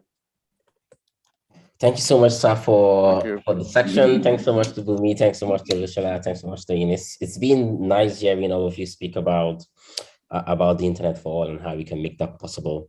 Thanks so much for all the attendees who attended the section. It means a lot to us, Home Secretariat, that you had the time to join us today, starting from the opening ceremony, then down to the high-level panel, and ended up with the section on the internet for all.